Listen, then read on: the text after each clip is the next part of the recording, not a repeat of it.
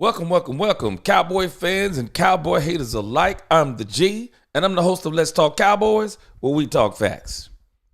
I'm pretty sure there are a lot of people who are watching college football today, but I'm not a college football fan. I mean, I watch the Colorado Buffaloes because I'm a Deion Sanders fan, but I'm not really a college football fan.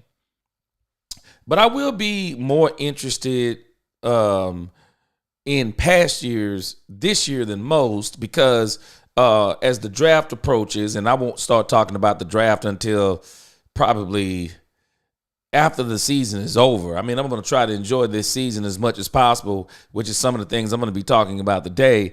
But I'm going to try to enjoy the season. But I am keeping my eye on the top college prospects because I'm hoping against hope that the Dallas Cowboys, regardless of what happens this season, because I believe they're going to have a high draft pick for the first time in so many years, I want the Dallas Cowboys to stop playing. I want the Dallas Cowboys to go in that draft, and I want them to get the absolute best wide receiver left. I mean, I want them to get the best wide receiver on the board, period. They need help at wide receiver. I don't believe Mingo is going to be enough.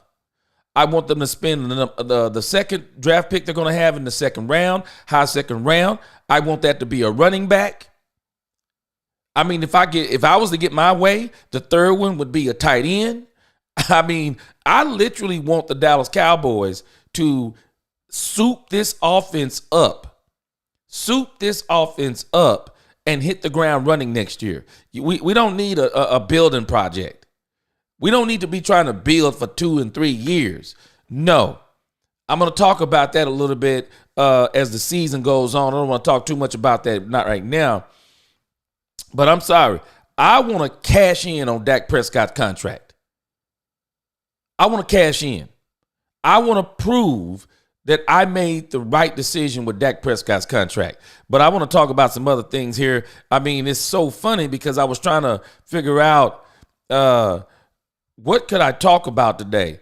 And I got a good list of things, but this is the Dallas Cowboys. In case y'all did not know, there is some, and I don't know if it's necessarily breaking news. But Dak Prescott, I can tell you what's going on. Dak Prescott is fighting the Dallas Cowboys. And I don't know how exactly it's going to go. But Dak Prescott is fighting the Dallas Cowboys on this injured reserve move. Dak Prescott still hasn't hit injured reserve, y'all. I mean, the people who called this man a quitter, they should have their jobs revoked. They should literally have their jobs revoked. If anyone thinks that Dak Prescott is a quitter, you just haven't watched this man's life. You just have not watched this man's life. Freddie says all the mock drills I've seen have the Cowboys taking Genty in the first round and a wide receiver in the second. Freddie, guess what? I'd still be happy with that. I would still be happy with that because I believe in that second round, there will still be some super stud wide receivers. And I want the Dallas Cowboys to take the best one off the board. They have got to, once and for all, they've been building this line too long. It hasn't worked the way they wanted it to. Go in that draft, get the top 3 positions. You've already gave away your 4th. Your top 3, let those be skill positions. Wide receiver, running back, can anybody say tight end? Go in that draft and get you an athletic tight end. An athletic tight end. I'm sorry. No holds barred for me. I would trade Ferguson in a heartbeat.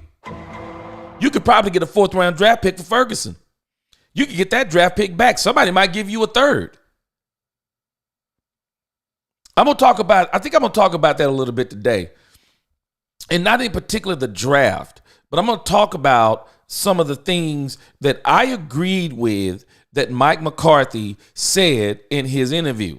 But I want to really talk about this breaking news because I don't know if it's necessarily breaking news as of yet. But Dak Prescott, it's obvious to me because I don't think this is the Cowboys doing. Because Stephen Jones, he's talked about Dak going on IR. Jerry Jones, he's talked about Dak Prescott going on IR. And Dak Prescott, it's obvious. It's Dak Prescott who's fighting the Cowboys on going on injury reserve. And I just keep going back and forth. I mean, I'm like, do the right thing. And I do believe, because this is actually what I had planned to talk about today.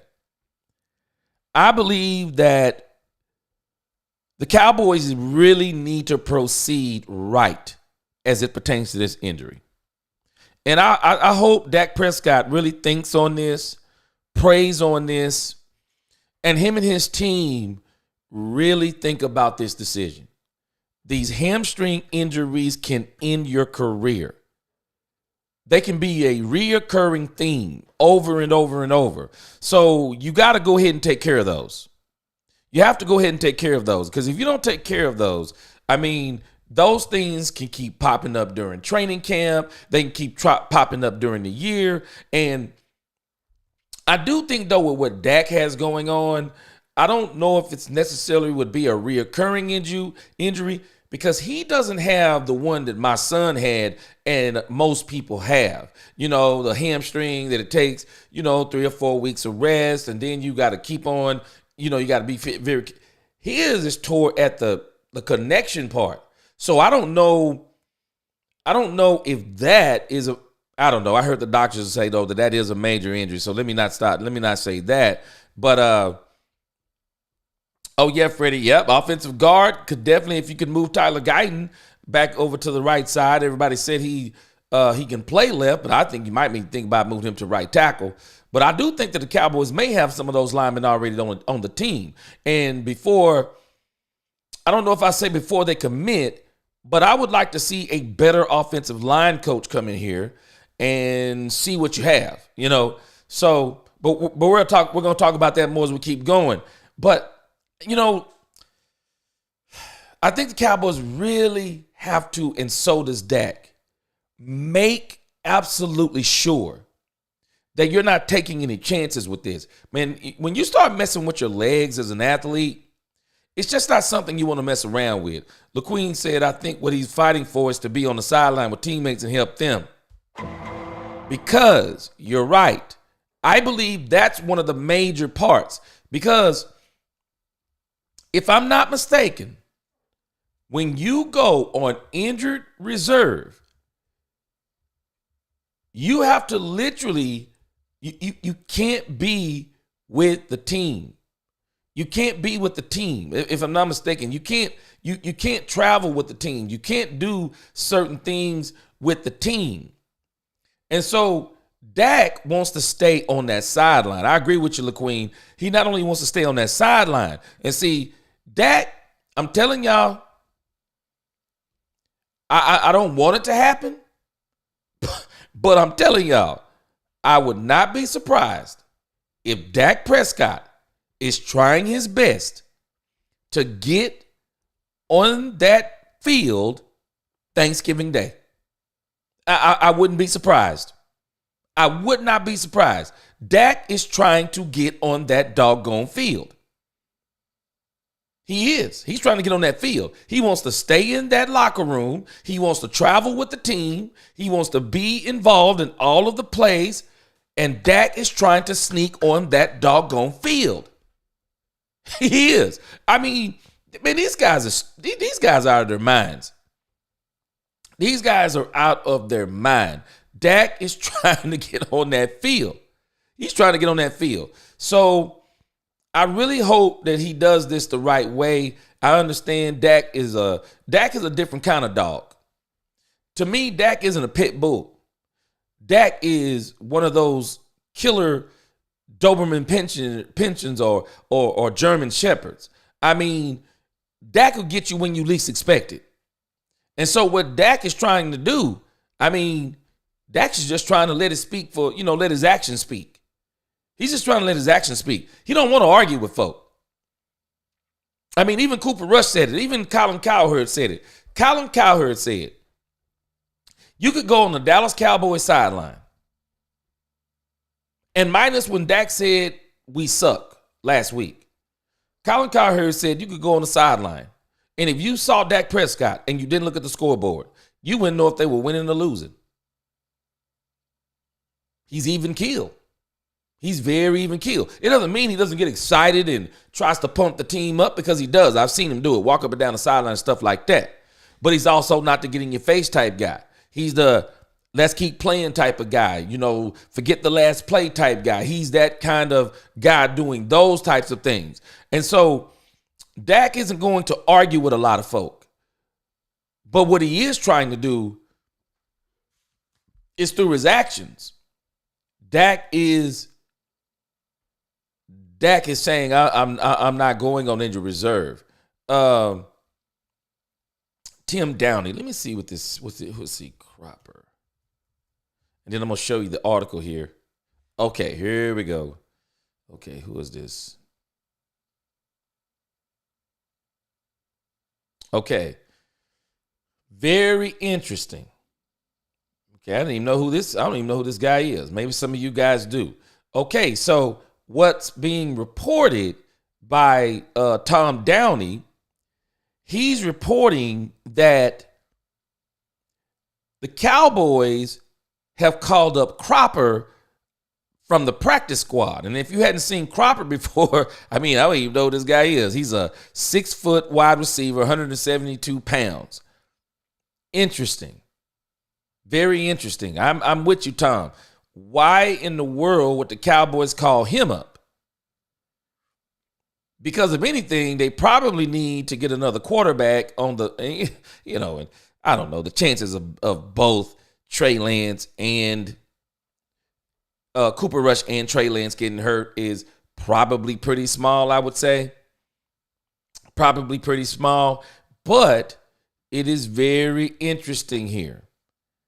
Very interesting that they called up Cropper. Todd Archer reports, and see, you can tell by the way Todd Archer, y'all, is responding. He doesn't like this. The Cowboys did not make the move of Dak Prescott to injured reserve on Saturday, although that remains the plan. If it is made next week, the earliest he could return would be December the 15th against Carolina. Cornerback Josh Butler and wide receiver Jalen Cropper have been elevated from the practice squad. Interesting. So at the very least, what that tells us about Dak Prescott is that he's not going to injured reserve, I'm sure, over the next couple of days. And they're not signing a quarterback over the next couple of days.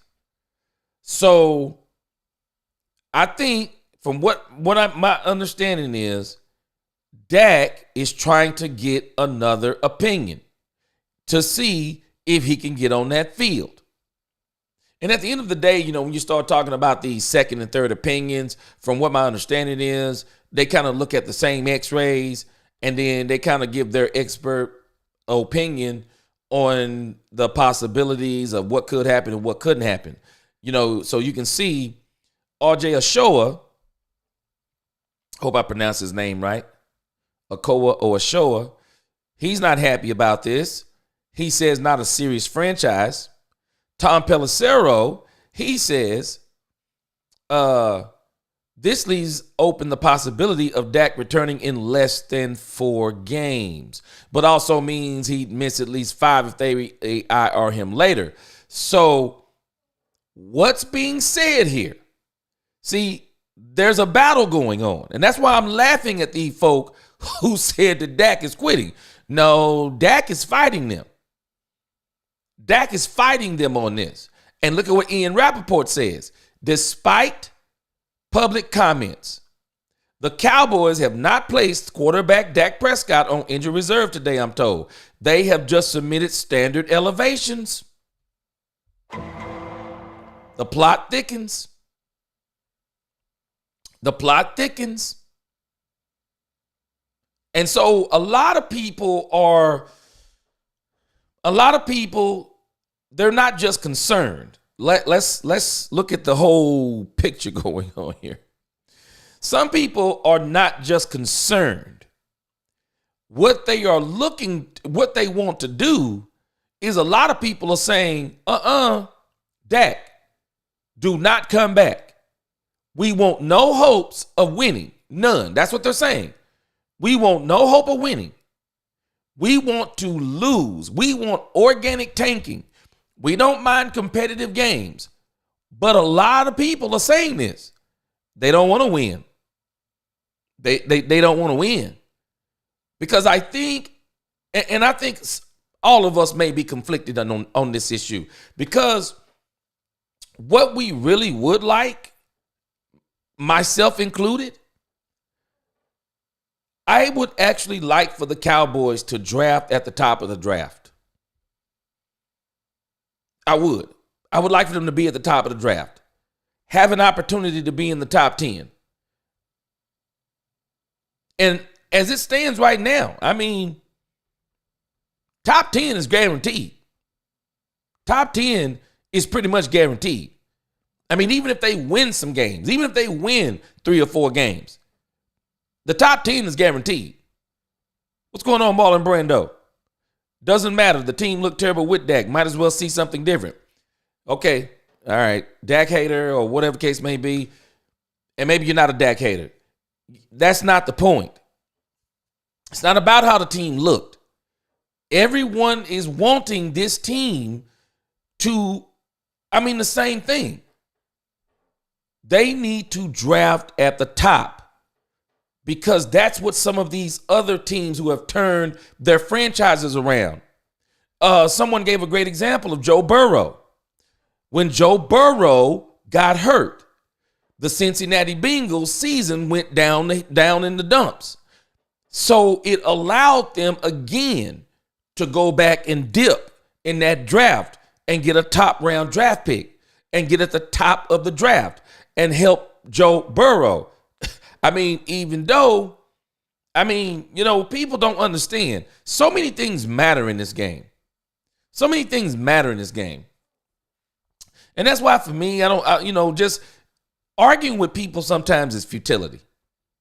Because when people argue from biased positions, you can't tell them absolutely nothing. You can't. And I've learned this in every walk of life. It doesn't matter if it's football or something else. If they like you, they make excuses. If they hate you, you're the problem. It's no in between. It's no in between. It don't matter what accolades you get. It don't matter what achievements you get.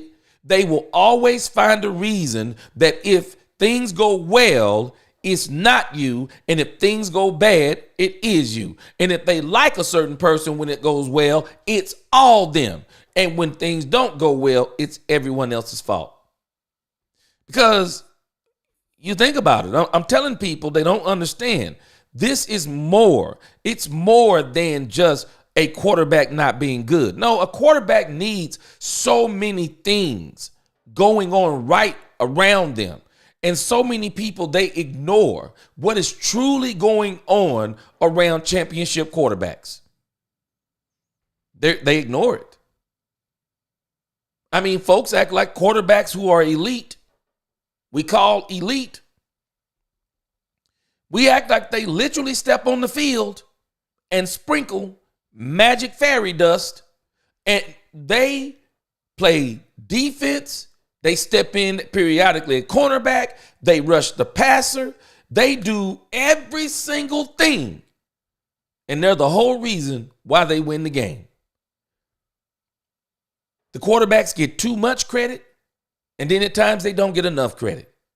They get too much criticism, and then sometimes they don't get enough criticism. It all depends on the person. Freddie says right now the boys hold the 11th pick in the first round of the 2025 NFL draft. And Freddie, and there are folk, they're like, don't jeopardize this. They want to go even higher. I mean, there are folk out there who want to go even higher than where the Cowboys are now. And I understand where some people are with this because you're 3-5. The reality is, and I posted this on X today, and I'm going to do a second session today. I'm going to probably do about 2 hours, and I'm going to come back this evening. But I think the Dallas Cowboys, I think we're about to get a rude awakening. All of the Cooper Rush fans, you're about to get a rude awakening. All the stats show it. The records show it. The Dallas Cowboys are better with Dak Prescott on the field. There's no disputing it. The better the competition, and I've already shown it. I'm not going to go back. Go back and look at it yourself. The Dak Prescott hatred has painted a portrait in people's minds about Cooper Rush that is absolutely not true. He's not better than Dak Prescott. He's not better than Trey Lance, not athletically. And if any team, you ask any team in the NFL right now, if they could only choose 2 quarterbacks, Trey Lance or Cooper Rush, I bet you, and let's take the Dallas Cowboys out of it, of those 31 teams, I bet you all 31 are taking Trey Lance. And I'm still livid at the lies that Mike McCarthy told and Jerry Jones told. Mike McCarthy, this is the very reason why he got fired in Green Bay. He should be let go in Dallas. For you to fix your mouth to say that Cooper Rush is Rich Gannon, shame on you. Shame on you. You picked a Super Bowl appearing, 4-time Pro Bowl appearing, MVP, first team All-Pro 2 times. You chose a very accomplished quarterback who was not a career backup. And you said Cooper Rush remind you of him? Can we not encourage Cooper Rush without lies? I like Cooper Rush. Very. And I don't know, I want to be careful. He's a good backup. You put the right things around him, like any other quarterback. But you definitely need to put the right thing around him. And you need to understand your competition matters when it comes to Cooper Rush. It matters. And I've proven it. I've proven it by the games and the stats. He played against the Minnesota Vikings. I had to go back and look at the game because the 5-1, he played against the Minnesota Vikings. It was 2021. I mean, everybody act like Cooper Rush just tore it up. He threw for 345 yards. Do we not realize we only won that game, if I'm not mistaken, 2017? He comes back in 2022. He plays against the Bengals. Great game. Game-winning drive. Wins. But they were in a slump. But I bet you we'd have saw him later on in the season. We'd have had a hard time with him if Cooper Rush would have been the quarterback. We beat the New York Giants. We've owned the New York Giants. The Washington Commanders were 1-3. They were terrible. That was the decline of Carson Wentz. They turned the ball over multiple times, sacked him multiple times. And then we got to the Rams. Cooper Rush completed, if I'm not mistaken, 10 passes, 102 yards. Had it not been for 2 fumbles and an interception, and I remember that game clearly, the Los Angeles Rams destroyed Cooper Rush. Turnovers, sacks, fumbles, interceptions. They helped the Dallas Cowboys beat the Rams. The better the competition, the more he declined, and nobody wants to admit it. And ironically, you know the team that really brought all the Dallas Cowboy fans back to earth? It was the Philadelphia Eagles. And it's strange to me because I feel sorry for Cooper Rush. I like him. But the pressure that people are putting on Cooper Rush,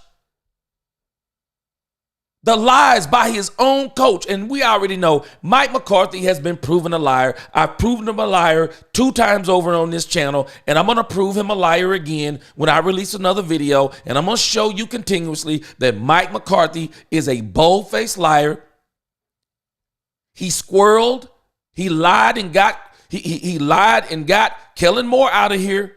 This is the very reason why the Philadelphia Eagles are going to be on a mission, and Kellen Moore is going to do absolutely everything in his power. Kellen Moore is going to try to light that scoreboard up on the Dallas Cowboys. And I'm hearing people talking about, well, that aggressiveness may be the very thing to where the Cowboys can win. Are you crazy? We've been talking about all these injuries with the Philadelphia Eagles. And all of a sudden, A.J. Brown is back on the field, looks like tomorrow. Their entire team that everybody talked about, they went 6-2 with an injured team, and they're coming into Dallas tomorrow. It looks like, I could be wrong, but it looks like they're coming in at pretty much full health. And once again, I'll talk about it in the evening. The Eagles are about to give us a wake-up call. They're about to give us a wake-up call on Cooper Rush again. This isn't the 15-point per game Dallas Cowboy defense. This isn't Dan Quinn's defense that was loaded with all-pro defenders. This isn't the Dan Quinn defense that was turning people over at an alarming rate, sacking quarterbacks at an alarming rate, rushing these quarterbacks, getting them on the run, the pressures. They were astronomical during that season. The defense carried Cooper Rush, and nobody wants to admit it. Why? Because they hate Dak Prescott that much. But you know what? Hey, I'm not going to show you anything. I'm going to let you see it for yourself. Philadelphia Eagles about to give the Dallas Cowboys another wake-up call on Cooper Rush. There's a reason why he's not on any other team but the Dallas Cowboys. And for Jerry Jones to insanely, disgustingly, disingenuously, to disrespectfully say that Cooper Rush is equal to Dak Prescott, and they can do the same things with Cooper Rush than they did with Dak, that they can do with Dak Prescott, and he's got some unique skills, and he's quick. You have to be the biggest dummy in the NFL. You signed a quarterback to a $231 million deal, 4 years, guaranteed $231 million, that your backup, who barely makes $5 million over 2 years, not even guaranteed, you paid him $231 million.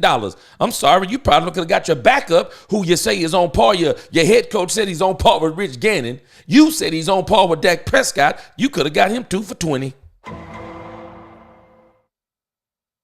Cooper Rush, the mythical unicorn, the best kept secret in the NFL, and nobody still wants him. I can't wait to see what everybody does when him and Trey Lance both hit the open market.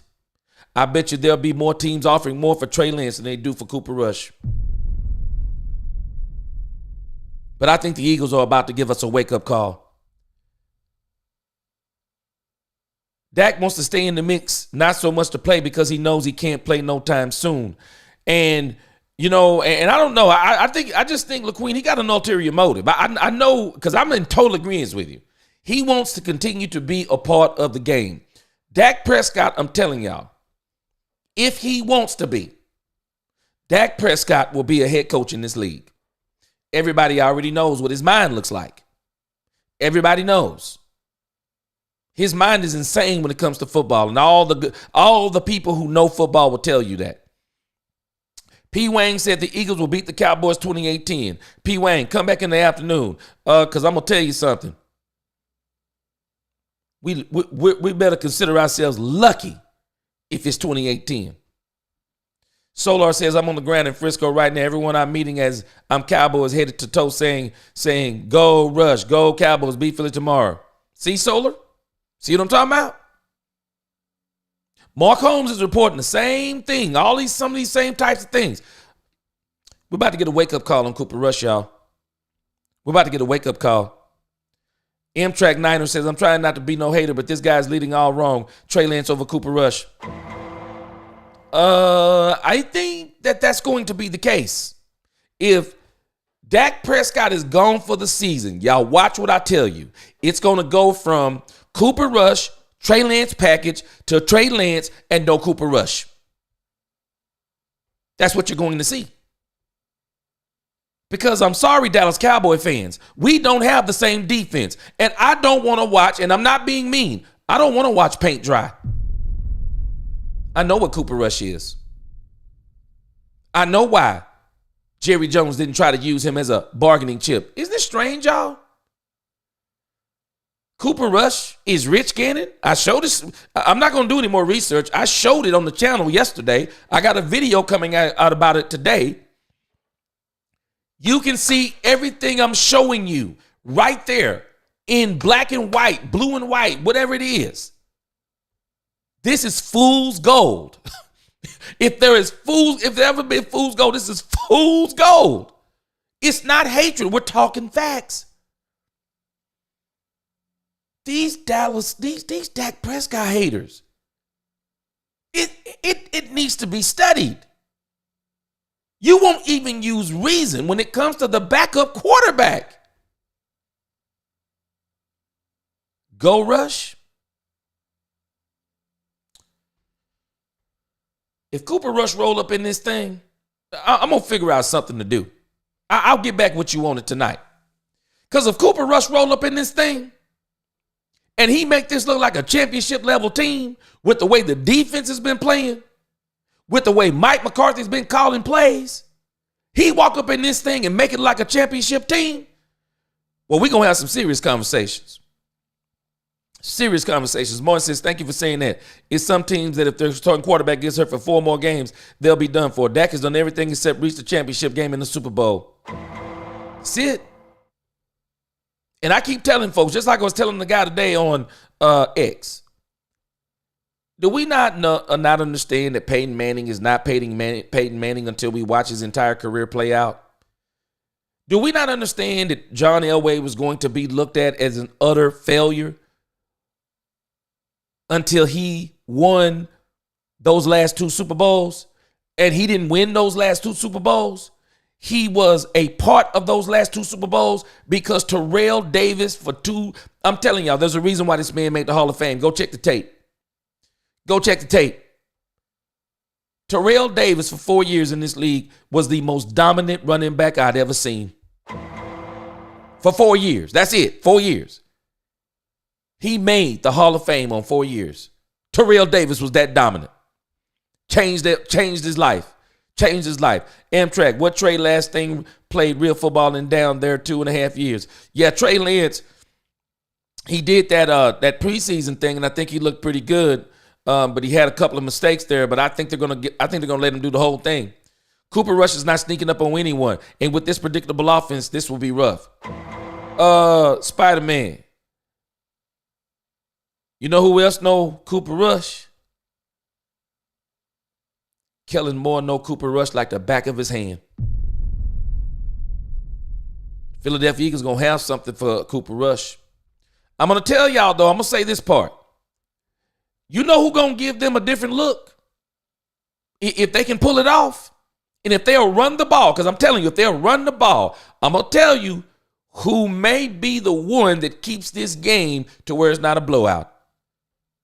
Trey Lance and those legs. I'm telling y'all, Trey Lance is not a burner. Trey Lance is not a 4.40 guy, if I'm not mistaken. I looked him up before, and I was astonished at his 40 time. I was absolutely astonished.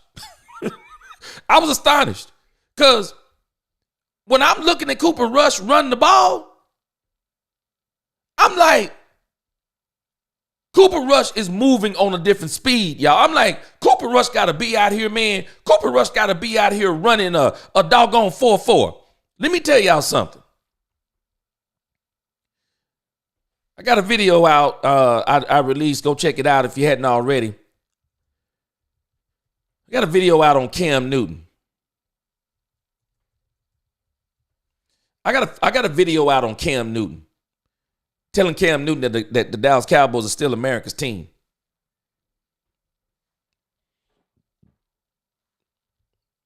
Let me tell you something about Cam Newton that's actually strange.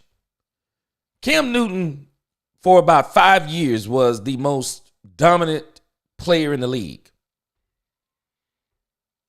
You would think that Cam Newton was probably extremely fast, but he wasn't. Cam Newton was football fast. I want you to look at his 40. Cam Newton's 40 is a 4.59. You saw Cam Newton on the field. You didn't want to see Cam Newton coming your way running a 4.59. Cam Newton didn't look like he ran a 4.59 on the field. If I'd have never told you, you probably would have thought Cam Newton ran a 4.4. But Cam Newton was football fast. Cam Newton was football linebacker / running back strong. And when you think about Trey Lance, look at Trey Lance 40 time. Tell me if this is what you think of. If I hadn't have told you, tell me if you would have thought this was his 40 time. Look at his 40 time. Would anybody believe he's a 4.69? When that dude get going, he's not only, man, he football fast. Some guys can clock a 4.40. They can clock a 4.4. But when you see him on the field, you're like, it's not quite a 4.4. I mean, it's not football fast. Once they put the pads on, that's why they run with, the combine to me is very deceptive. Because you get a guy and you put him down to onion skins. I mean, he's basically running out there butt naked. I mean, they really need to figure out something else with these guys' uniforms and these combines, but I digress. I mean, they're basically out there butt naked running with no wind resistance. People don't understand there's a difference when you put the pads on. There's a difference when you put the pads on, y'all. Now how fast are you when there is resistance?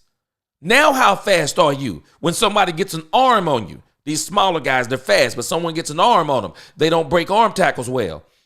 Guys like Cam Newton, guys like Trey Lance, this dude is 6'4", 226, 4.69. I'm telling y'all, man, Trey Lance, he might actually be able to give the Eagles something that they're not ready for. And I don't understand why Jerry Jones took his big mouth self on the radio talking about the Trey Lance package. I don't know, Estefanos. Maybe Estefanos, and I'm not going to get into a long discussion with you. You asked a question. Now I'm going to destroy you with the answer. Are you ready for the answer to destroy you? Don't ask another question. You don't get another question after this one. You ready? I'm not going to tell you. I'm going to show you. See, it's people like you. You live in your own head. You live in your own head, Stefanos, because, see, you're the typical Dak Prescott hater, but I'm not going to go back and forth with folks like you today. When you come talking with your emotions, it's pretty obvious that before you ask that question, see, you're not going to get to go back. Everybody who listening, and you saw the question that, quote unquote, M. Estefanos asked, he said, name a team that the Dallas Cowboys have beat that is over 500. Hold on a second.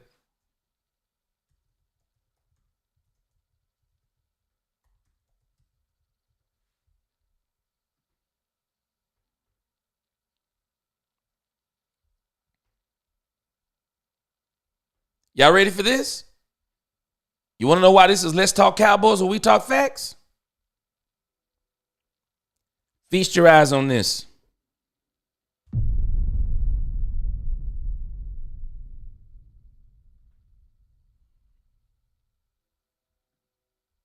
Anybody know what the Pittsburgh Steelers record is right now?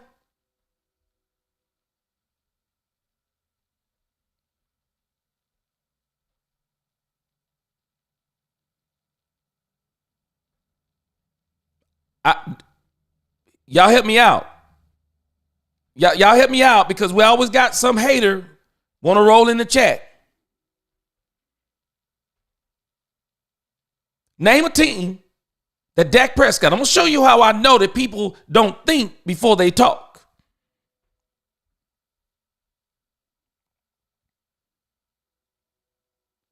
Name a team that Dak Prescott has beat that's over 500. Y'all help me out. Does this qualify? Does this qualify? I'm just asking. I don't know. I don't know. I don't know, Rob Cowboys for life. I mean, I guess you pretend to be a Dallas Cowboy fan because if I'm a Dallas Cowboy fan, I'm not going to pretend. I'm not going to sit here and complain about the quarterback that I know I have for the next 4 years. I mean, I'm rolling with him. I mean, that's just how I roll. That's how I roll with a team. See, I couldn't roll with a person like you who, if you're on my team and you think whatever you think about me, so you're not going to roll with me. So you do what you want to do. You know what?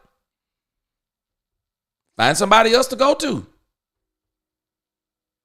But I'm Cowboys for life too. So the problem is with people like you, Rob, there is no debate because every time I prove you wrong, you're just like every other Dak Prescott hater. You move the goalpost. Now, I'm just saying, it was asked, name a team that Dak Prescott has beaten that's over 500. Y'all tell me in the chat. Did I answer his question? Did I answer his question, y'all? Did the Cowboys beat a team this year? Did the Cowboys beat a team this year, y'all, that's over 500? What's going on, Nisi? I'm just asking. I mean, that's Stefanos. He asked the question. He said, is there a team? He said, name a team that Dak has beat that's over 500. Did he forget about this season? I mean, it's right here. It's right here. And last I checked, this is not a debate show. I'm just here to speak facts. Now, I'll do a little bit of debating with you, but I wasted a little too much time with some folks, and I'm not going to do that again. I'm going to give you the facts, and if you want to keep arguing and move the goalposts, well, I'm going to just tell you, you want to, hey, welcome Cowboy fans and Cowboy haters alike, but I'm not going to sit here and waste everyone else's time debating somebody who you can't debate because you can't debate when you hate someone. Debating is supposed to be based on facts, not people's emotions and feelings. Everybody has emotions and feelings, but not everybody uses the facts. So I'm just using the facts. And so the facts are the facts and your feelings don't change them. The Dallas Cowboys, and I said this earlier, I posted this on X. I got one single problem. I got one single problem with Mike McCarthy. I can go down the list of everything wrong with Mike McCarthy. That Jerry Jones is the problem. I can deal with all of that. Trades, free agency. I can deal with all that stuff. The one thing that I got against Mike McCarthy, he doesn't control what he can control. And that's the play calling. And we're watching the same Mike McCarthy that got let go in Green Bay, and we're watching the same complaint. This team, y'all, whether anyone accepts it or not, and I agree with what Jerry is saying, as much as I hate to admit it, this team, right now as it's currently, if Dak Prescott's not hurt, none of the players are hurt, that team, currently constructed with no injuries, was good enough to win this season. It was good enough. It was. And we were not talking about Jerry Jones like we are now. And I'm going to admit it. I mean, we got to talk facts. We were not looking at this season like this in the offseason, during training camp, even with CeeDee Lamb being out, even with all the Trey Lance talk. We were still optimistic about the Dallas Cowboys, were we not, y'all? What started exposing this team was Mike McCarthy's play calling. Nisi, you made a great point the other night. What happened? I've been talking about the Pittsburgh game, but you made another great point. What happened to Mike McCarthy after the Cleveland Brown game? What happened? He will not revisit the games that he's won.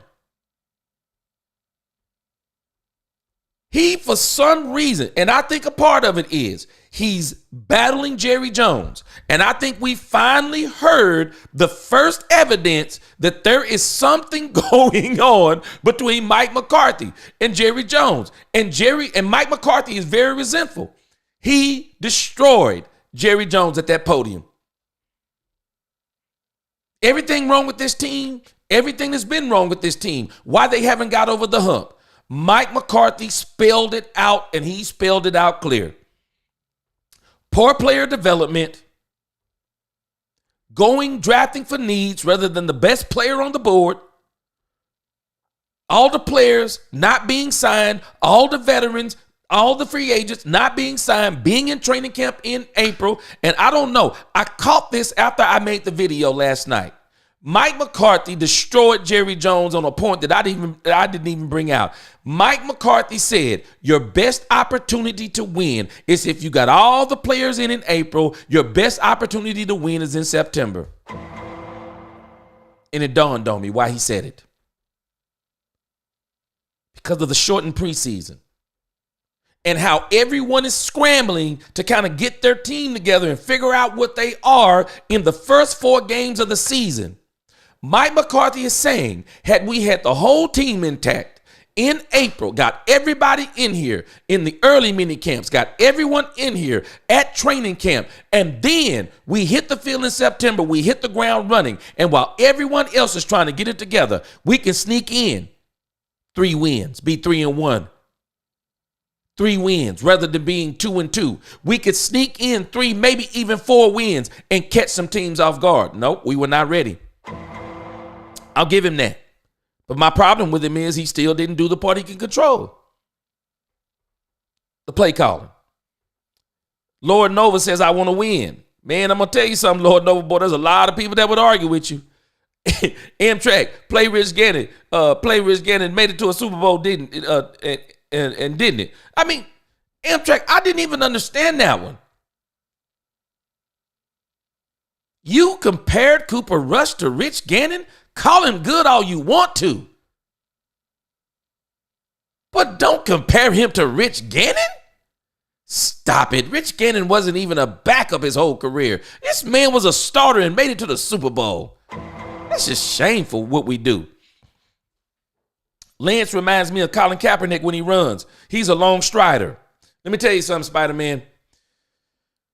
While some of the things that Colin Kaepernick did and all of his political nonsense aside, there was about 2 seasons. Colin Kaepernick was unstoppable.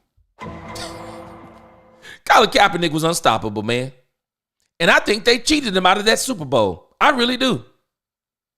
That was pass interference in the end zone when he threw that corner out, and they absolutely knew it.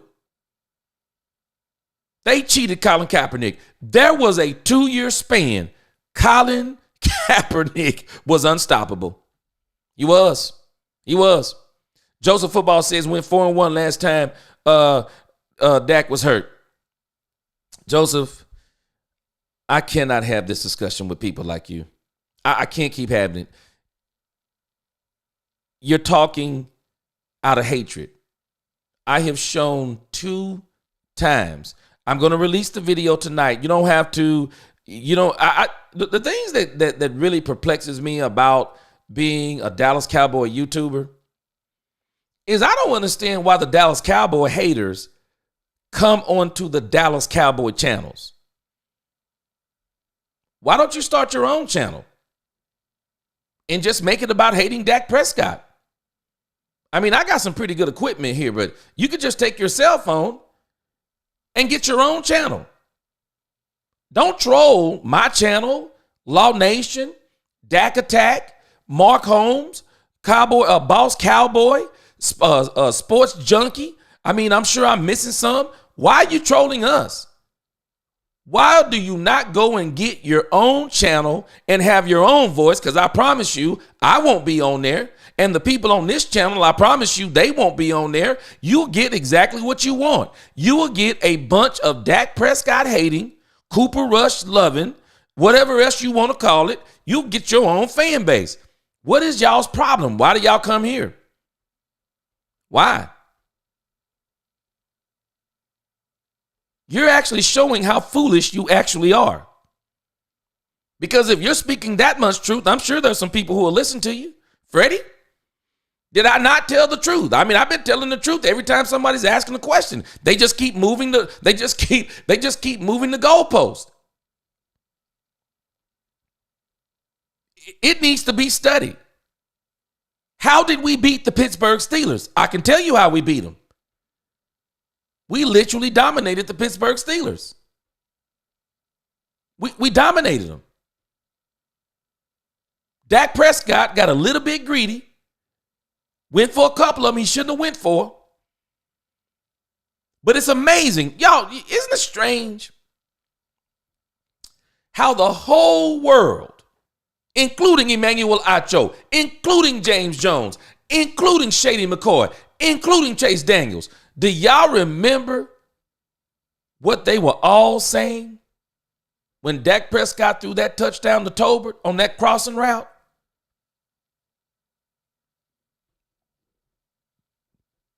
They said Dak Prescott is a $60 million quarterback. They said that's a $60 million a year quarterback. Do y'all remember them saying that? It's amazing how people fluctuate from game to game, especially when it comes to Dak Prescott. Y'all remember how he was on his MVP run? Dak Prescott was on his MVP run and everybody was singing his praises. The moment they got beat by the Green Bay Packers, they all reverted back to pumpkins. Niecy said after Dak beat the Steelers, they moved the goalpost and made the Steelers tomato cans. Isn't it strange, Niecy? And they're still not tomato cans. The Pittsburgh Steelers, nobody has done the Pittsburgh Steelers the way the Dallas Cowboys have done them. Nobody. Nobody has done the Pittsburgh Steelers the way the Dallas Cowboys did them. Nobody. Only us. Only us have done it. So, well, I don't understand you, Rob Cowboys for Life. You got your nice little logo right there. You and Joseph, y'all both are not Dak Prescott fans. So, again, why don't you mosey on over to your own channel, start talking about the Dallas Cowboys? What's stopping you? What's stopping y'all? Why do y'all need to be in these communities? This is the same thing I talked about in the Cam Newton video. It's fascinating. Cam Newton asked the question. I'm going to get to Cam Newton in a moment. But I'm going to show you these people that you're watching in the chat right now. They are the epitome of what I talked about with Cam Newton. And I'm going to talk about it here in just a moment. Spider-Man says, for all those that say that Joe Burrow is better than Dak Prescott, Burrow has not beat a team above 500 this year.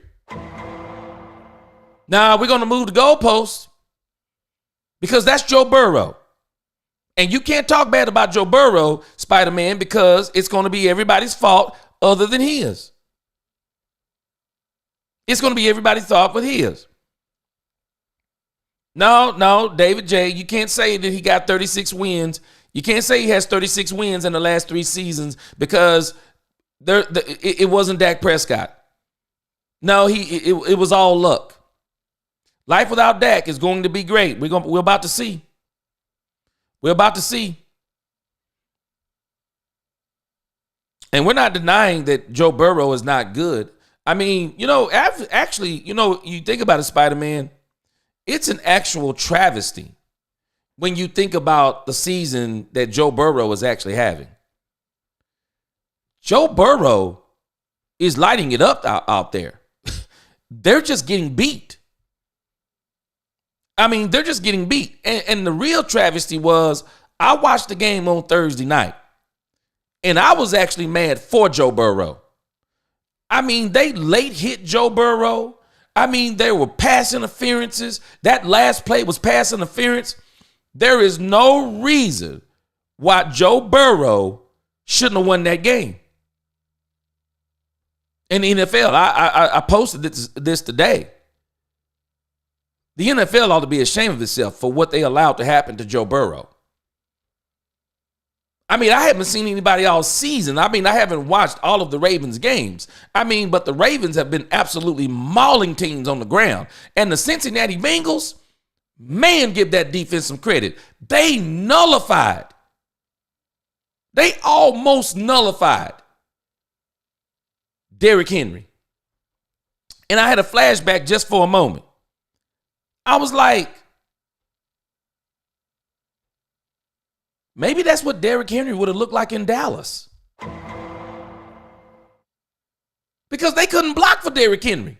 Anybody who saw that game, did you have the same flashback in your mind when Jerry Jones said that Derrick Henry might not have been successful here because of our play design, our philosophy, and our young line? Maybe he wouldn't be having that same success here. When I saw that Cincinnati Bengal game, man, I had second thoughts. I was like, wow, they have really put it. I mean, they really did it to him. Martin McGee says this team offensive line and defensive line needs to improve. Yes, it starts with those things because you're not rushing. And one viable wide receiver and one quarterback stick behind it isn't going to play better. Martin, thank you. I've been arguing this for weeks. This is the problem. And Mike McCarthy will not help his young offensive line. You know how you help him? Run the ball. And don't run the ball up the middle. Run it to the left, run it to the right, run some pitches. You get this line on the move. Rather than, I don't understand Mike McCarthy straight up the middle running attack. It makes no sense. It doesn't even play to the strengths of the team. McCarthy's doing it all wrong. The way to earn Jerry's respect is not by making him look bad in front of the media. The way to earn Jerry's respect is to stand up to him face to face like that. I'm going to tell you who did that, Freddie. I'm going to tell you who did that. Jason Garrett. Jason Garrett did that. Jason Garrett did that. And that's how Jason Garrett was able to do some of the things he did. Cooper Rush is way better than Dak. Oh, man, Joe. It's amazing that you think that. I can destroy your argument just with a couple of statements. Why hasn't any other team in the NFL tried to come get Cooper Rush? Cooper Rush been on the open market 2 times. Nobody wanted him. Why did Jerry Jones bring in Trey Lance as the bargaining chip rather than using Cooper Rush as the bargaining chip? Your argument is absolutely dumb. Spider-Man says, Joe, did you forget to take your meds today? Freddie says, but you cowed with Jerry, you are done. He will never respect you. Nope, he never will. He never will. What's going on, Post Boy? Nope, he never will. And so you think about it. Lord Boy says, I've never understood why the haters come to Cowboys content creators. I don't either. I don't mind them coming, but I'll tell you this. Any of the crazy talk, like somebody called me a fool and start calling me names. I don't know what these other guys do, but you won't be here. I'm going to do exactly what I know to do. you won't be here anymore because you're not going to disrespect me and you're not going to disrespect the people who are here to actually hear about the Dallas Cowboys, be encouraged, and hear actual facts. So you won't be here. And I don't understand. Obviously, you're not good enough to have your own channel and have people come listen to you. Obviously, you're not good enough.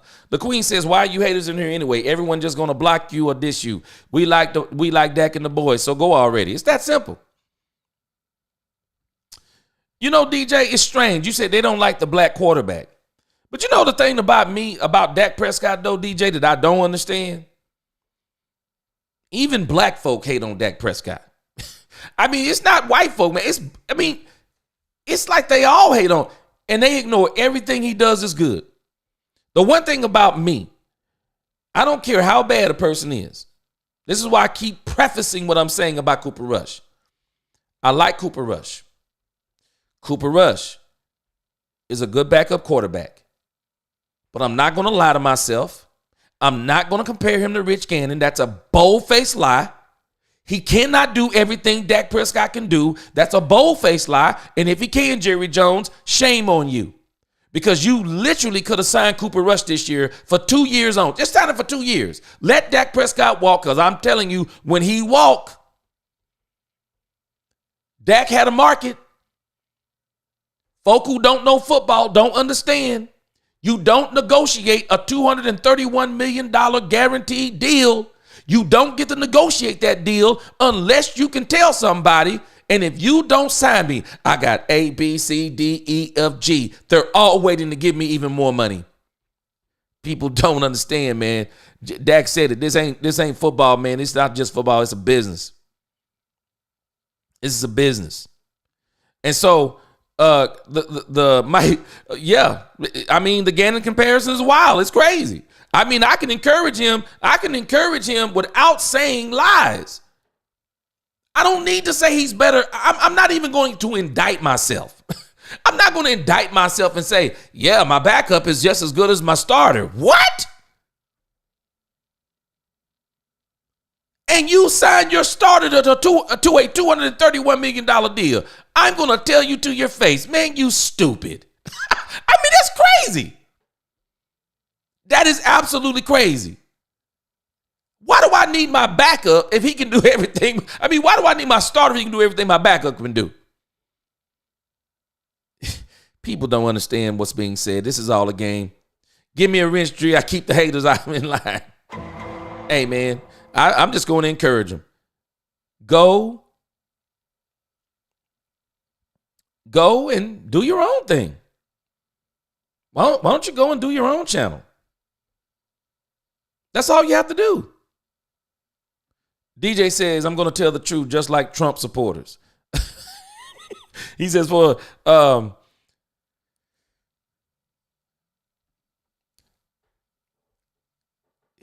the record, I don't hate Dak. Yes, you do. Your eyes, you're not being honest with yourself.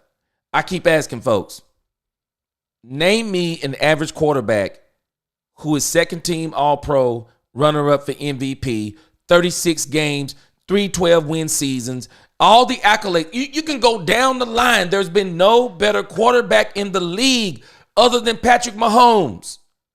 And even Colin Cowherd, I'll give him credit. As much as he hates Dak Prescott, he said it. Jerry Jones has done Dak Prescott a disservice. Colin Cowherd said, Dak Prescott with a running game is Patrick Mahomes. He's unbeatable. Isn't it strange? Even Andy Reid is when got Patrick Mahomes a running game. I'm not going to recycle the same stuff I keep telling folks. I'm just not. I'm going to continue on. I got a couple more things I want to talk about. I think there's some other news that I think that is interesting. There's some other news that is very interesting that is floating around out there. And I think y'all are going to really find this one to be, I mean, it's crazy what's going on with the Dallas Cowboys right now.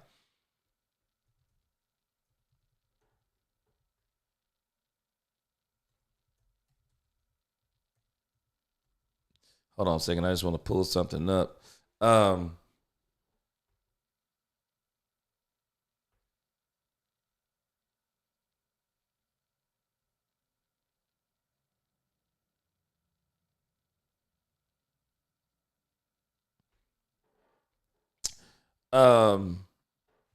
This next thing here that I want to get into, it's so ironic. I've said it before, and I don't know if I've said it on here, but I'm noticing something about Bill Belichick. Y'all might not realize it, but I'm absolutely convinced. Bill Belichick wants to be the next quarterback of the Dallas Cowboys. Bill Belichick wants to be the next coach for the Cowboys. And it's so funny, I don't know. Maybe these people who they know Dak Prescott better than anybody else do, and they seem to know that Dak Prescott is this terrible quarterback. Well, it's strange to me that Bill Belichick has been singing the praises of one Dak Prescott. And I mean Bill Belichick has been gushing about Dak Prescott. And what I find to be really interesting is that now Bill Belichick is gushing about another Dallas Cowboy player. And I am telling you, he is putting in his bid. And I mean, he is putting in his bid for this Dallas Cowboy job. Look at what Foots the King is reporting. Look at this. Cowboy fans hate Tyler Guyton. Belichick loves him. Look at this. All Belichick rookie and second-year mid-season team. I just want you to pay attention to look at who he has on the offensive line.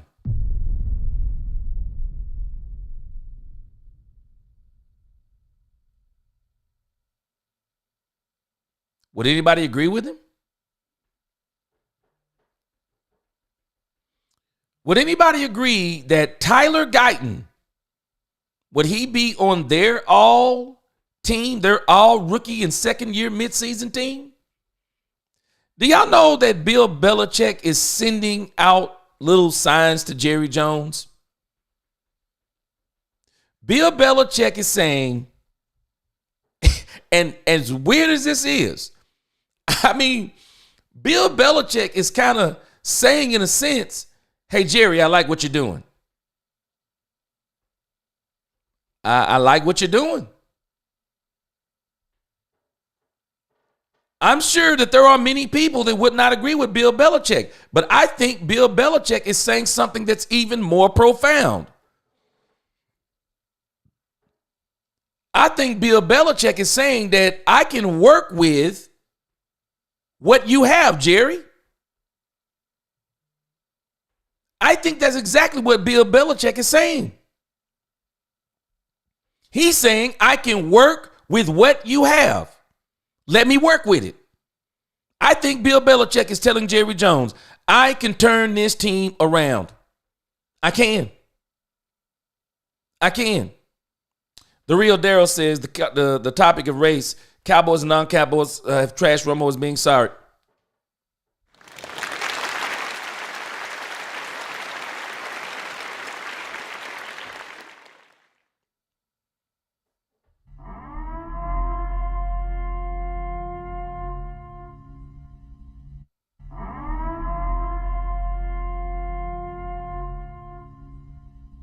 The real Daryl. See, you've been around. See, I know you've been around. I can remember they talked about Tony Romo like a dog too.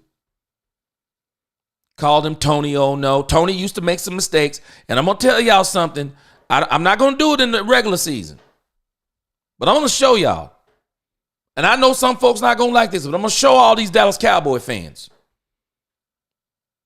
Dak Prescott and Tony Romo, they would have ate on them 90s Cowboys teams.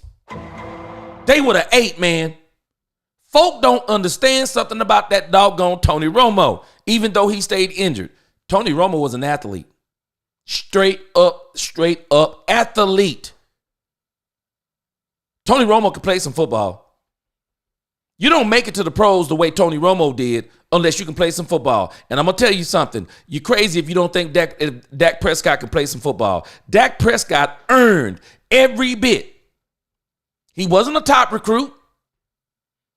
He only took his team to the number one team in the country. Can anybody name anybody who was on Dak Prescott's team when he took his team to the number one team in the country? Y'all don't understand, man. This dude, Tony Romo, these dudes, they came up from the school of hard knocks. Troy Aikman played in a non-salary cap era. They surrounded him with weapons. You can't compare. I'm going to do this in the offseason. You can't compare any of the players. I'll give maybe one. One, maybe. I'm not even giving Zach Martin.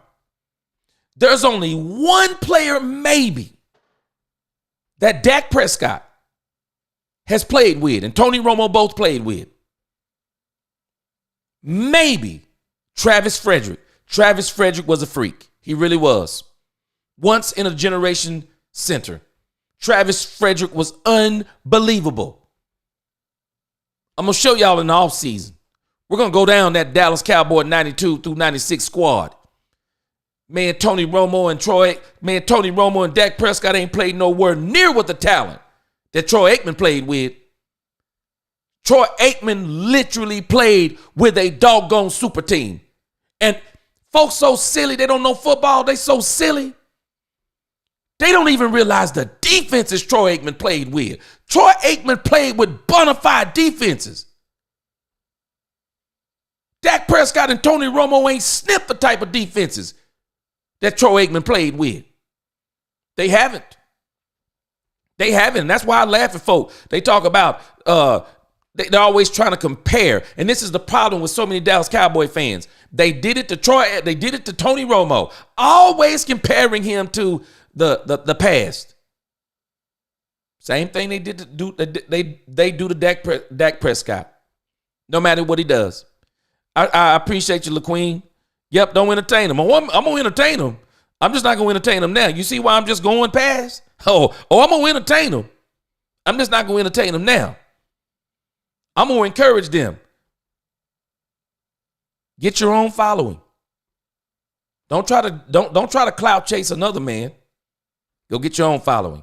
Nisi says it's always your own that brings you down. I'm telling you. I'm telling you. Joe Bowers, keep it about sports. If Cooper Rush looks like a clipboard holder, he will get trashed too. Watch what they do. But watch what they do, Real Daryl. They're going to make excuses of why Cooper Rush is going to go 5-2, then 5-3, then 5-4. They're going to make an excuse.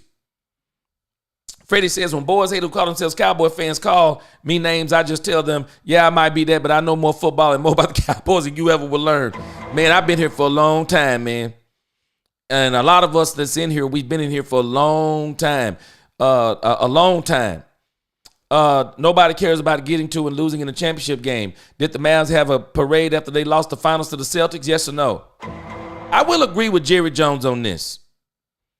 The goal is winning the championship. Anything short of that is a failure. Y'all know how I know? I know this because there's one quarterback that did something that is absolutely phenomenal. Wait a minute, hold on. Real Darren says, Jerry Jones selling Cooper Rush like he did with Matt Castle and Brandon Weeden. And we know how those two quarterbacks play. Well, where Jerry's credibility really falls is that Jerry keeps saying he's got full confidence in these coaches. Meanwhile, they're all on one-year deals. Make it make sense. I don't have full confidence in you when you don't have a deal. Won a national championship in college. So what? How many Lombardis he won in the NFL? Let me tell you something. I said this when Joe Burrow made that miracle run. See, a lot of people don't understand. Joe Burrow didn't do that first. Dak Prescott almost did that first. He ran up against Aaron Rodgers, and he was not on the field when Aaron Rodgers beat them. He's on the offense. And so Dak almost made that magical run. But I'm going to tell you something. And I said this about Joe Burrow. And Joe Burrow is a bona fide beast. I like Joe Burrow. I'm not going to sit here and talk bad about Joe Burrow. But I said it. Joe Burrow might not never touch that Super Bowl again. Folks don't understand. It is hard to get to the Super Bowl. It's hard to get to the Super Bowl. It is. It is. It's hard. It's hard. And I feel for Joe Burrow. I just don't think, I just don't know if he'll get back. It's hard. Freddie, Belichick is telling Jerry, hey, Jerry, let me in there. I'll bring the 6th Lombardi. I think Bill wants to have a Jimmy Johnson run. I think he does. Dak is going to have season-ending surgery, breaking news per ESPN. And you know what? That kind of leads me to my point, and I'm gonna get the Dak Prescott in here in a moment because this stuff is kind of breaking news, and so we'll let that lead into that. But I appreciate you reporting that, The Real Daryl. I hope you subscribe, man, and stay with the channel. Need people on here like you. Lord Nova. Lord Nova, isn't it strange? They never talk about that, do they? They never talk about that defense being ranked first. They never talk about it.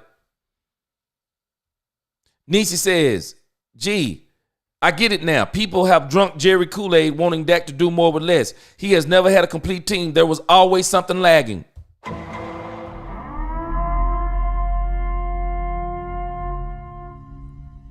And Nisi, I'm going to tell you something. We've talked about Tony Romo, but I'm going to give Tony Romo a break too. Tony Romo never played with a complete team either. You know how I know that Tony Romo never played with a complete team? Because that's the very reason why Bill Parcells left. Bill Parcells wanted to buy the groceries. He wanted to put the team around Tony Romo. And Jerry Jones wouldn't let him do it. He wouldn't let him do it. That's why Bill Parcells said, I give up. I give up.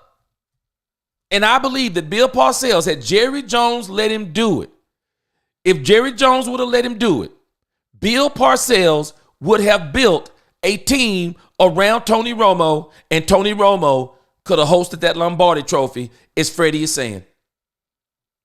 But we'll never know. We'll never know. And that's why he left the Dallas Cowboys. He left the Dallas Cowboys. And that's why folks don't realize it. And we can make any excuse that we want to. And Nisi, you and I have both agreed. Dan Quinn is Dan Quinn, man. Dan Quinn's a thug, man. This dude left the Dallas Cowboys and robbed everybody they had. But let's follow this part too. Dan Quinn left because Jerry Jones would not let him buy the groceries either. Dan Quinn said, I'm tired of losing. 12 games ain't enough. Let me go and have my own destiny. The Real Daryl says, do the Cowboys repeat in 1993? If Jerry Jones does not give Emmett that new contract, that team started 0-2 when Emmett was holding out with Troy at quarterback. They look totally different. They look totally different than they, Real Daryl. They look totally different. They look totally different. Totally different. When Emmitt Smith was gone. David says, where's Belichick talking about coaching the Cowboys? He's sending out the tea leaves is what I'm saying, David. He's sending out the tea leaves. He's sending out some serious tea leaves. And I think if you look at it, I don't know if you've been paying attention, but Bill Belichick keeps talking about players on the Dallas Cowboys. In particular, he talked about Dak Prescott. And as a matter of fact, and I'll just kind of show you the headlines. I'll kind of show you the headlines that he has said in the past. And it made Skip Bayless mad. I'm going to show you two different headlines. Watch this. I won't play the video, but I want you to see what Bill Belichick has been doing. Look. Skip Bayless rips Belichick for Dak Prescott. Joe Montana comparison. Now, Skip Bayless, I'm going to tell y'all what got Skip Bayless off TV. The very thing that made Skip Bayless, I'm going to do a video about him in the offseason too. The very thing that made Skip Bayless is the very thing that destroyed Skip Bayless. Skip Bayless proclaimed himself to be the biggest Dallas Cowboy fan in the world. And just like so many, because he dislikes Dak Prescott on so many levels, and this is when I stopped watching Skip Bayless. I used to have a lot of respect for Skip Bayless because I can appreciate somebody that can. The one thing that Skip used to do, and he stopped doing it towards the end, he would always have a lot of stats and things like that. I appreciated that. And even when he was wrong, I appreciated because at least he was coming with some legitimate stats in some senses to explain what he was talking about. But when Skip Bayless, and that's why I'm telling y'all, I'm telling you what I'm not going to ignore. Some people do. I'm not going to ignore it. I'm not going to ignore folks who disrespect people in the chat. I'm not going to ignore folk who call me fool and dumb and whatever else you want to call me. I'm not going to ignore that stuff because it is inhumane and it's disgusting to do those types of things. We're talking about sports. We don't make things personal. We should be able to talk about sports and still be respectful to each other. And when folks start getting on these things, how Skip Bayless start talking about Dak Prescott was soft after his brother committed suicide, shame on you. Absolutely disgusting. Skip Bayless started getting into the personal part of Dak Prescott. And that stuff is crazy. When I hear people, oh, I hope Dak Prescott break another leg. I'm glad his mama died. Nah, I'm not putting up with that. You can do what you want to do. You won't be doing it here. You'll do that on your own channels, but you will not do that stuff here. Disgusting to say stuff like that. And so, and even when I see stuff like this, I mean, this is America. I mean, you can say what you want. It don't mean you're right. How does Skip get the right to rip Bill Belichick for comparing Dak Prescott to Joe Montana? How? We're not talking about Mike McCarthy. We're talking about Bill Belichick. That even though he hasn't won anything outside of Tom Brady, I do think he knows what good looks like, and he was actually back there during that era, and he was actually winning. He said Prescott's like Joe Montana. But I want y'all to understand something about Joe Montana. Joe Montana, just like a lot of these quarterbacks in the pre-salary cap era, the salary cap killed the dynasties. Joe Montana was loaded with talent.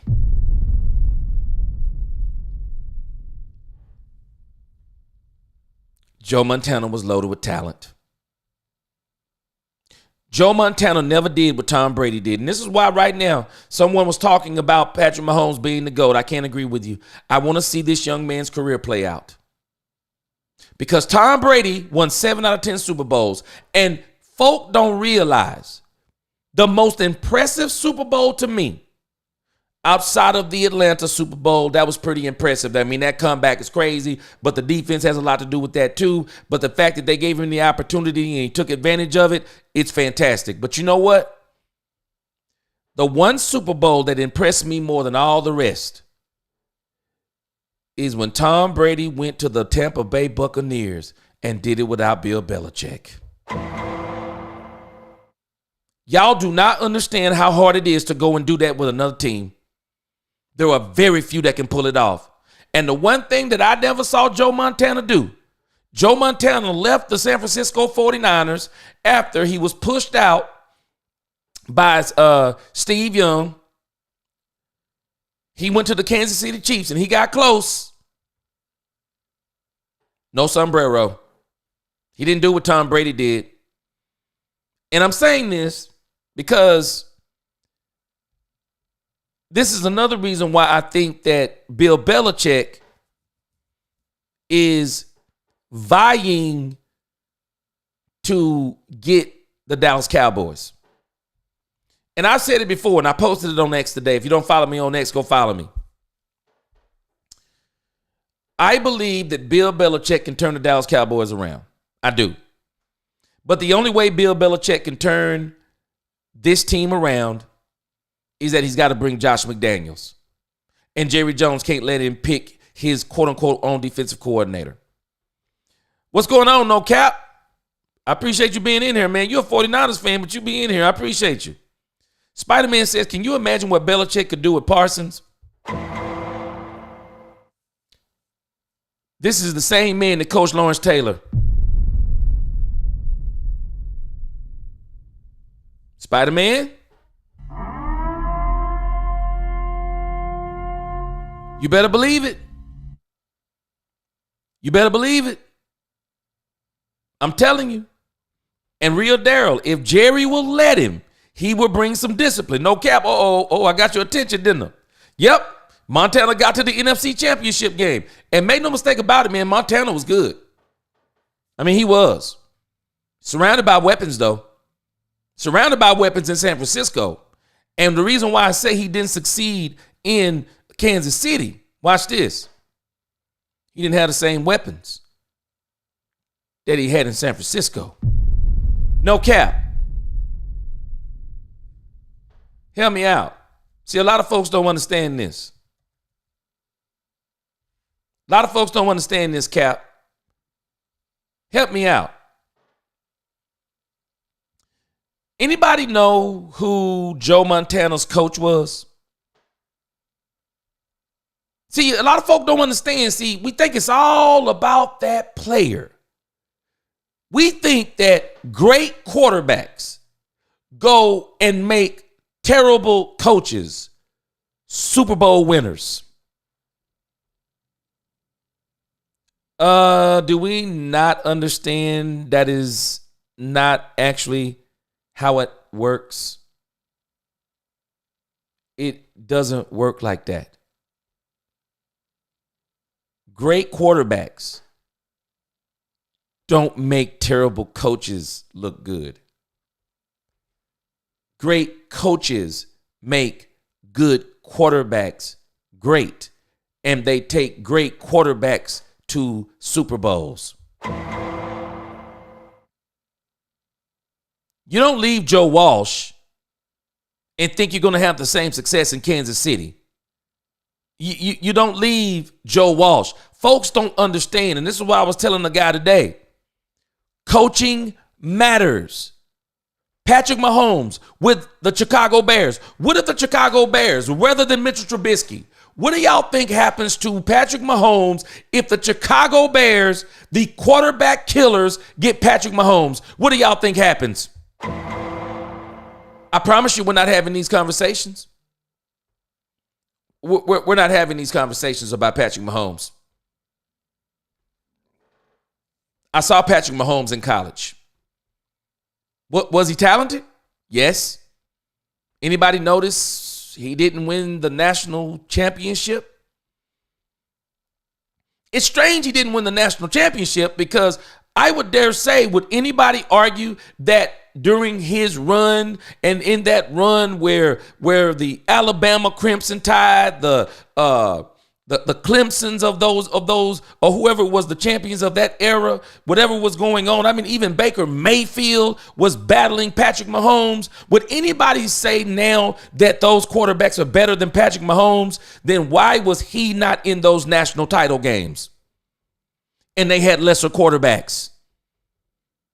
Coaching matters. Players matter. There's a reason why the Alabama Crimson Tide, as much as they have put so many players in the NFL, cornerbacks, linemen, running backs, wide receivers, and the one position they don't dominate is quarterback. Well, I wonder why. You put a good quarterback with a great coach and weapons all around him, he's going to look great and he's going to win championships. Patrick Mahomes wasn't with a championship caliber team at Texas Tech. That's why he didn't win championships. That's why he didn't win Heismans. That's why he wasn't doing those things. Got him with Andy Reid. Look what he looked like now. Coaching matters.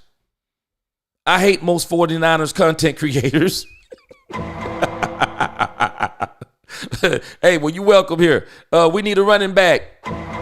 I'm hoping with the second picking, I'm hoping with that second round pick. I want that first round pick to be a running back. Freddie says he want a running back in that first one. It wouldn't matter to me if they got him with the first one or second one. I want a running back in the first or second round, nothing later. The daddy of the West Coast, Bill Walsh. You better tell him, Spider-Man. Coaching matters. The real deal. The media and fans should have respect when it comes to talking about a college or pro athlete. Their family or personal life should never, ever be discussed. I'm telling us. And so many times we get away from the facts and start making all this stuff personal. I want to move to the Dak Prescott thing. Before I do, I want to move to this. I saw something interesting on Blogging on the Boys. Y'all tell me what you think. Blogging on the Boys, it says the majority of Cowboy fans don't think Mike McCarthy should make it through the season. Now, my problem is I don't know if it does any good to fire Mike McCarthy mid-season. What's going on, Jay Army? You says I don't think Mike McCarthy is a terrible coach. I just think he makes mistakes and has a lot of talent. But if Mike has a lot of talent around him on offense, like on Green Bay, his mistakes can be overcome by talent. Now, Jay Army, we brought this up. You hadn't been here long enough, but we brought this up about 3 weeks ago, and I actually showed the facts on even Mike McCarthy, though. The very thing that people hate about him in Dallas is the very reason why Mike McCarthy was fired. His reluctance to run the ball and his terrible play calling. His mismanagement of the clock. His play calling was so predictable. I mean, we're watching a replay. We're literally watching a replay. He had a tremendous amount of talent around him. And they actually underachieved. They did. They underachieved with the amount of talent. I'm sorry. Aaron Rodgers is your quarterback? I'm sorry. People can tell me anything they want to. Boy, Aaron Rodgers, man. No, I just haven't seen many people who can throw it like Aaron Rodgers. And I mean, I'm talking about throw it. I mean, the places he can put it. I mean, Aaron Rodgers, man. Dan Marino. Aaron Rodgers. I mean, Aaron throws a ball that people just don't give this man enough credit for. Aaron Rodgers. You're telling me you got Aaron Rodgers with all that talent and you only get one Super Bowl? That's crazy, man. I mean, that's just crazy. I just don't see how you do it. And I want to show you a few things, as we talk about Mike McCarthy. The fans, they don't want Mike McCarthy to finish the season. Let me see here. They don't want him to finish the season. And again, I'm going to tell you again, my biggest problem I have with Mike McCarthy, he's not controlling the part he can control. And that's the play calling. His play calling has been very inconsistent. It's no creativity. And you can't blame the players. Because Mike McCarthy just hasn't been doing the right things with the plays. He just hasn't. And so I understand. I don't think it does any good, though. I don't really think it does any good to fire Mike McCarthy. I mean, because at the end of the day, I mean, does it improve the team per se? I mean, I don't think it improves the team if you do it. So, really, what's the issue? Because you think about this. So let me show you a couple things what happened when he got fired. The one thing that Mike McCarthy he's always been able to do, and this is one of the things that he argued in his press conference. He argued that good teams are in the playoffs year after year. Do y'all notice what he didn't say? They're in the playoffs and they win in the playoffs year after year. No, he said they're in the playoffs year after year. So I want you to see what they said about him. See, when was this written? My sons had to remind me. I thought Mike McCarthy had been out of coaching for a long time. It says this is December 2nd, 2018. I mean, it says the Packers fired head coach and promoted Joe Philbin to interim head coach following the team's 2017 loss to the Arizona Cardinals on Sunday. Team president, CEO Mike Murphy announced the decision was no more than a few hours after the loss. The 2018 season has not lived up to expectations and standards of the Green Bay Packers. Murphy said in the release announcing the change. As a result, I made a difficult decision to relieve Mike McCarthy of his role as head coach effective immediately.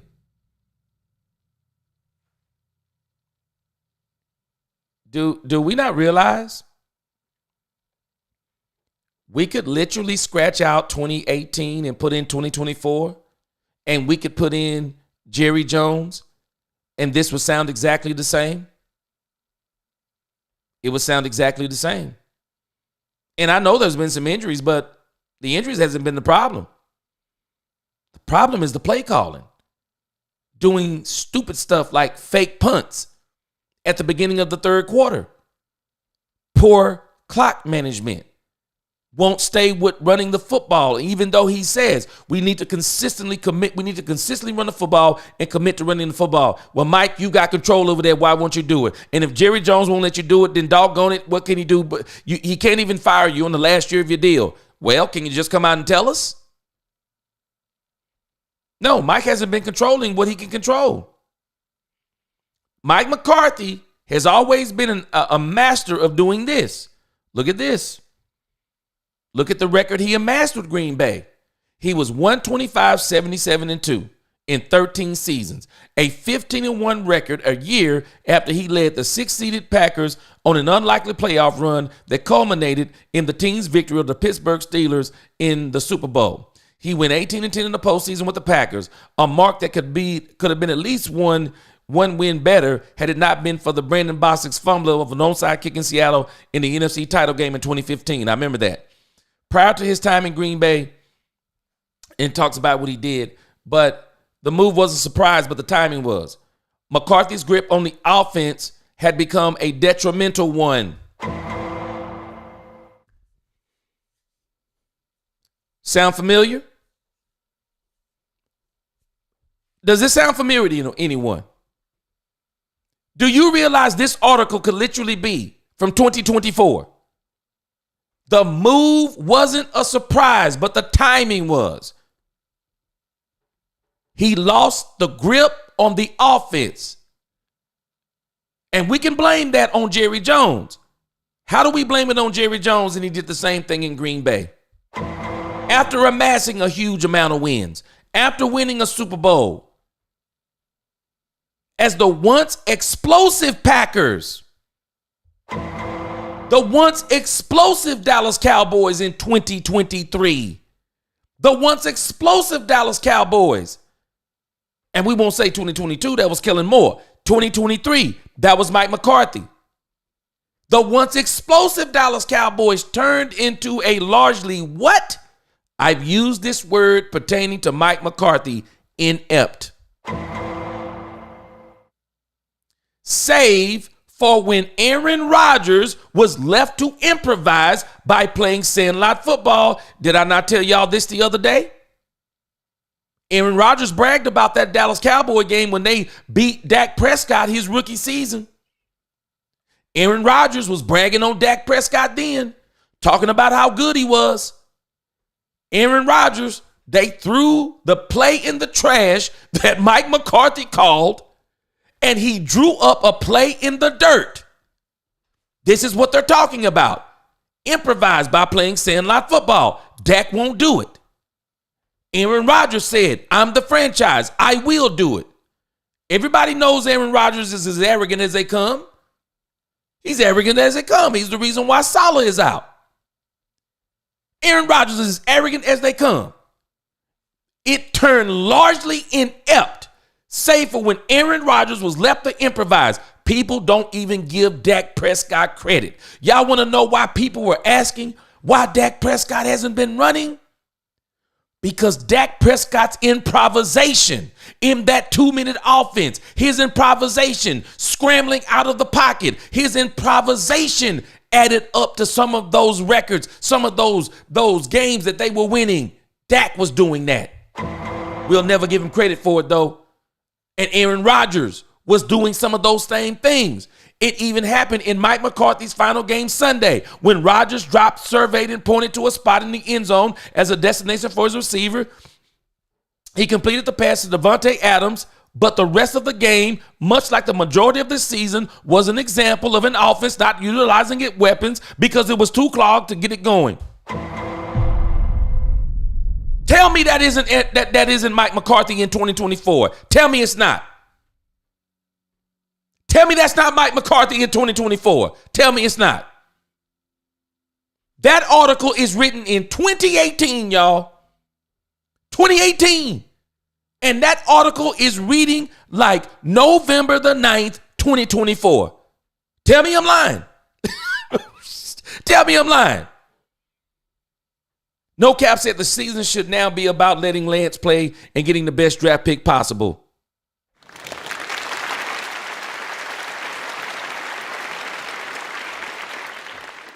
If you get a top 5 pick, you might be able to flip it to a team who need a quarterback, and it can change the franchise. Get a top pick, you got Lamb, Parsons, and Dak. Not the Cowboys' job. Now the Cowboys' job look real nice. Facts, no cap. Facts. Freddie says, guess where or from whom Bill Walsh got most of those plays he put into his offense at Frisco? None other than Landry. Bill Walsh said in an interview once he was retired. Bill Landry was a football genius, calling both offense and defense. I mean, he was amazing. I mean, there'll never be another Tom Landry. He was absolutely amazing. He was. I wish they could have got somebody around him in his older age to where they could have really started taking some of the responsibilities away from him, because I think what happened to Tom Landry, he's famous for that hat. Tom Landry was wearing too many hats by the time he got older. And I think, Father Time is undefeated. All of us, the older we get, the more help we need. And that's why you're watching something that Andy Reid is doing that is so genius. He's getting Patrick Mahomes more help. He's relieving him of always having to be the person who makes the play. Excuse me. He's saying, don't worry. We got you, Patrick. We just need you to make some plays. But we're going to have some other people going to make some plays around you too. But don't y'all think that this article with Mike McCarthy, does it not read like today? That last paragraph is Mike McCarthy over and over. For some reason, it's unexplainable. What happens to Mike McCarthy that he gets to the point and all of a sudden he can't call plays anymore? What happens? What's going on with that? It doesn't make sense. It doesn't make sense. And this is the same reason why he's going to be, I think he is. I won't believe it until Jerry does it. But if he's out of here, this is the very reason. Gregory says, good afternoon, sir. What's going on, Greg? Even if they get a top draft pick, would they really know what to do with it? That's the part we just got to put. We just got to hope they do the right thing. Because I'm with you. I mean, it's kind of like,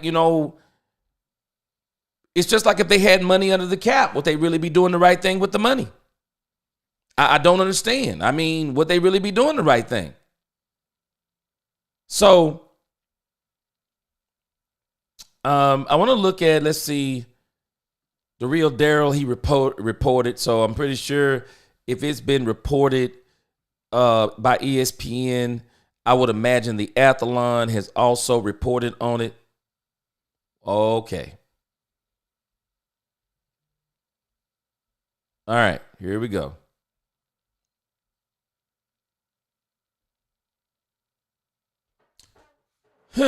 Okay, so I'm going to read two different articles here from the Athlon because one is at 417 and the other one is at 418. I'm going to read both of these and let's see what it says. Nisi said Landry is the reason why Jerry thinks he can do it all. The difference is Landry was a Hall of Fame true football guy. Jerry was not. Oh, yeah, Tom Landry was gifted. I mean, everybody can't do it like Tom. If you're Jerry Jones after a season like this year's, there's no excuse why your offense shouldn't be Dak, Lamb, Higgins, and Ashton Genty. You know what? Higgins is going to be available, I believe. I think he's going to be available. Dallas good at wasting good talent. DC, Rough Riders. This is what Mike McCarthy was criticizing them for at the podium. They got to get better at player development. You don't get rid of all your veterans. You start you go in the draft, get the best players available, and then you put them up on the veterans and you keep developing them so you have a farm. And so, yeah, because I truly believe that Deuce Vaughn is going to be a name we're going to be hearing in a couple of years, and just like Hunter Lipke. Jay Army says he's going to get fired, and we bring in Bill or maybe some young coach like Kellen Moore, and this can connect with the team because they were players too. Boy. Jay Army, I heard something crazy today from Mike Fisher. Everybody's saying that this Ben Johnson kid from Detroit, he's going to be highly sought after, and he was last year, and he is again because they're destroying teams. And so they're saying he's going to be too expensive for the Cowboys, but Mike Fisher is talking like he knows something. Mike Fisher says, hold our horses on that. He said, let's get there first. And then we'll have that discussion.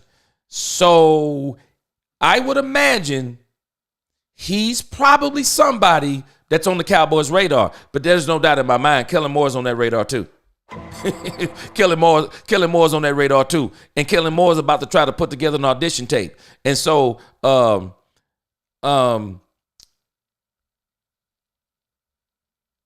Mike McCarthy is going to have to stop him. And I don't know how he's going to do it. But he's going to have to stop him from doing it because that's exactly what he's about to try and do. When you have a chance, watch the video on David Irving, former Cowboy. Woo, boy, I saw something on that. He says the problem is not Jerry, but Steven. I've heard some of that talk too. My uncle always tells me, he says, George, he says, Steven is the cheap one. He said, everybody thinks it's Jerry, but it's Steven who's the cheap one. So I'll look at that in just a moment. Remind me in just a moment. Let's look at this thing with Dak Prescott, and then I'll tell you what I wrote, and then we'll move on. We'll move on to a couple other things I have in here. So I want you to look at this. This is strange. So we have two different headlines, and they're written one behind the other one. So both of these are today. One's at 417, one's at 418. One says, NFL fans bewildered by Dallas Cowboys' latest Dak Prescott decision. The other one says, Dak Prescott opts for season-ending surgery as Cowboys turn to excited rush. So let's see what this is talking about.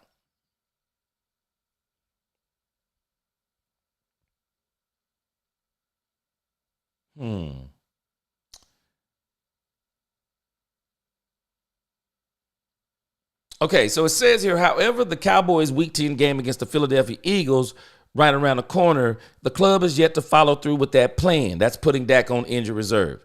Rather than placing Prescott on IR, the organization now claims they have simply submitted standard elevations per Ian Rappaport of the NFL Network.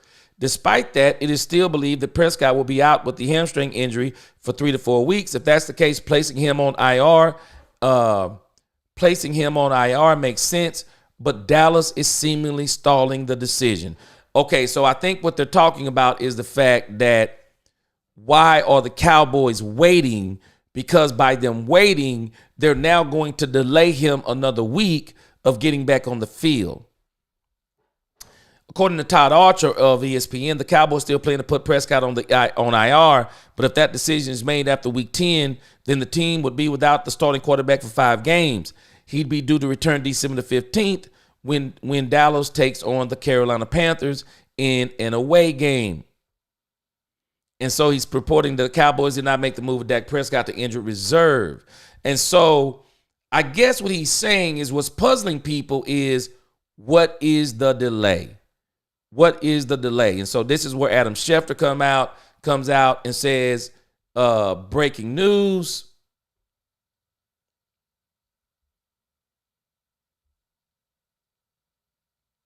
Dak Prescott is planning to undergo season-ending surgery on his partially torn hamstring, pending the opinion of one final specialist, sources told ESPN. Prescott is flying to New York to meet with the specialist, but Cowboys doctors already believe he needs the surgery that will sideline him for 4 months.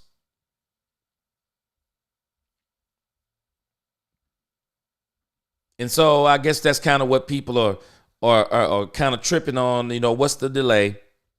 And I think now when you come back, and now this is the report, he's going to opt for the season-ending surgery. Dak has finally opted for season-ending surgery. Rush took over a 4-game stretch in 2022 with Prescott suffering a hand injury, and Cooper played good football until the Eagles game. That Eagles game is the first game this time. Without a turnover in his first 3 games, Rush had 3 interceptions. You want to know why? Because the competition was better. The competition was better.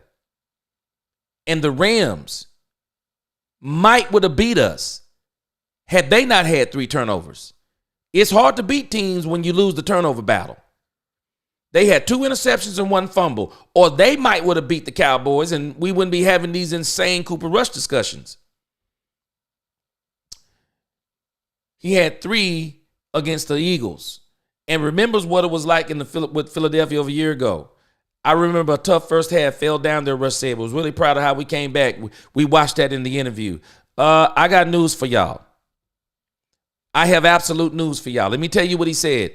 Was really proud of how we came back and was a very good defense, very good Philly team. Obviously, you want throws back and things like that, but it's always fun playing up in Philly. It's a cool environment. So I'll be excited to play against them again. Let's see how excited he is by that first half. Because I think Nietzsche's saying something right. The first quarter is going to tell us everything we need to know about this game. And I'm telling y'all now, there is no way the Cowboys can afford to get behind. Because the moment this team gets behind, we have seen it over and over. The moment they get behind, their disposition goes down. And if this team gets behind 10 points with Cooper Rush as the quarterback and Mike McCarthy start dialing up pass plays, game over. Game over. And I want you to see they're being accurate in this particular article with Dan Quinn's defense to fall back on. Rush did mount a comeback after being down 23. No, he didn't mount a comeback. They mounted a comeback because the defense buckled down. I've already looked at the box score. I keep showing it. People don't want to live in reality. Dan Quinn's defense goose-egged the Philadelphia Eagles. Goose-egged them. And let's be real. You know why they got down 20-3? Those 3 turnovers dug them a hole that the defense couldn't do anything with. That defense goose-egged them in the third quarter to where the Cowboys, it seemed like they almost had a chance to come back. Rush tightened things up in the second half. Yep, I remember that. The Cowboys came back to trail 2017. The Eagles scored a touchdown, yet missed a 2-point conversion, making it a 9-point game with a little over 5 minutes to go. It was over. Rush would then be picked off a third time to end the game late on, but there was something positive to build on. Now playing at AT&T, Rush will use that experience. This is insanity. This is insanity. You know why it's insanity, y'all? We're not the same team. We're not the same team. We're not holding teams to to 15 points a game. This is not that team, y'all. This is not that defense. Zimmer is going to try to do some things. I'm going to give Zimmer some credit. Zimmer's going to try to do some things. This ain't that, y'all. I'm laughing when you say this is something we can build on. This is a whole different season. This is a whole different team. It's a whole different temperature. You haven't won a game in Dallas now, what, 4 games? This ain't that. This ain't the same defense. This isn't even the same. I mean, it could be the same running game if they run Rico Dowdle. I think the one thing that will be the saving grace that maybe where they can keep the score down, run the ball. I'm just going to keep saying it. Just run the ball. If you just run it 40 plus times, you can keep this game intact. Time of possession. Time of possession. Yeah, his only loss was to the Eagles. But, David, you got to go back and look. That 5-1 run was actually not a 5-1 run. That's another part that people are misunderstanding. I mean, it's the Rams game. That's the one that's so revealing to me. The Rams game, he fell off a cliff. And it's no wonder when he got to the Eagles game. It's no wonder. The Eagles exposed him. They got tape on him. They don't need tape on him now. They got something better than tape. It's called Kellen Moore. Man, I'm telling y'all, we're going to have to understand, man. Football, we think it comes down to one player. Football is the ultimate team sport. It only comes down to one player when everybody does their job. And then it's left in the hand of that one player to do his. But even then, it all matters.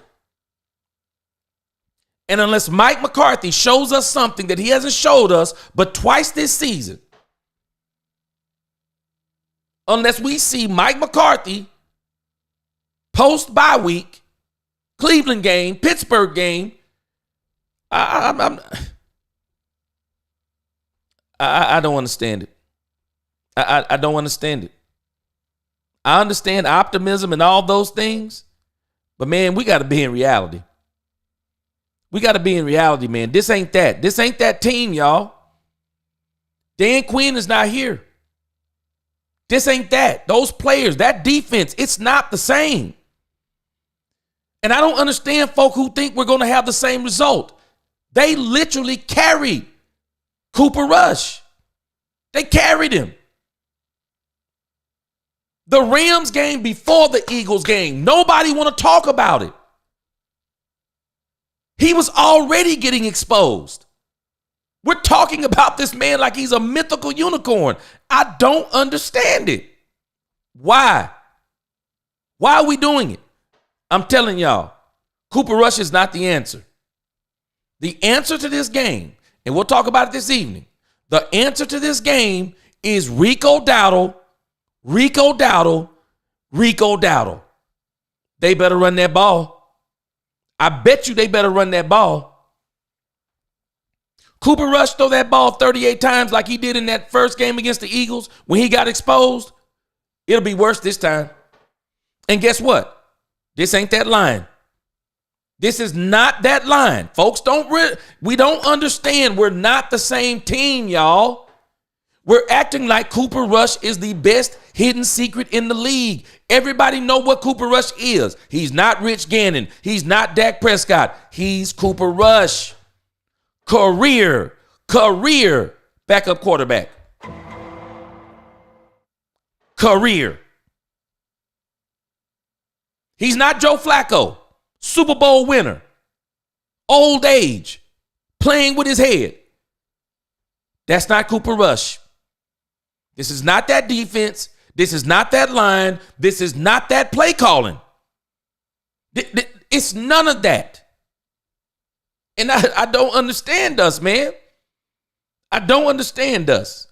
I mean, there either has to be some hatred or you're just not in reality. This is crazy. This is crazy. And I'm telling you, it's absolutely crazy.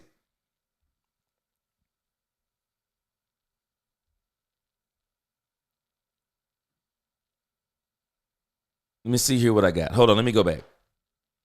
G, you seriously believe that the man went out and bought Haley and Dion from the Niners and paid Herschel Walker $11 million to accept the trade from Minnesota, turned cheap, as they say on ESPN?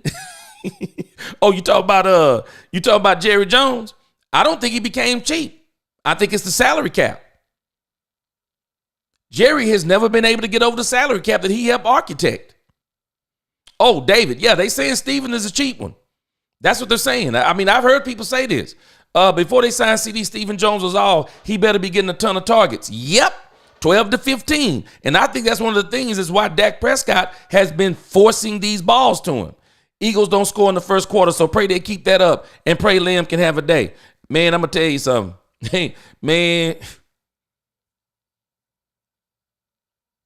I already brought it up. Nobody might not believe me.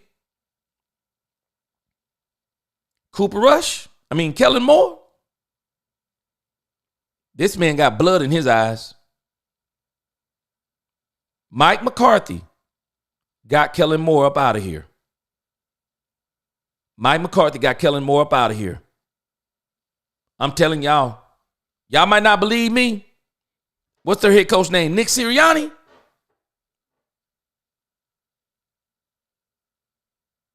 He gonna let Kellen Moore loose. Devil, thou art loosed.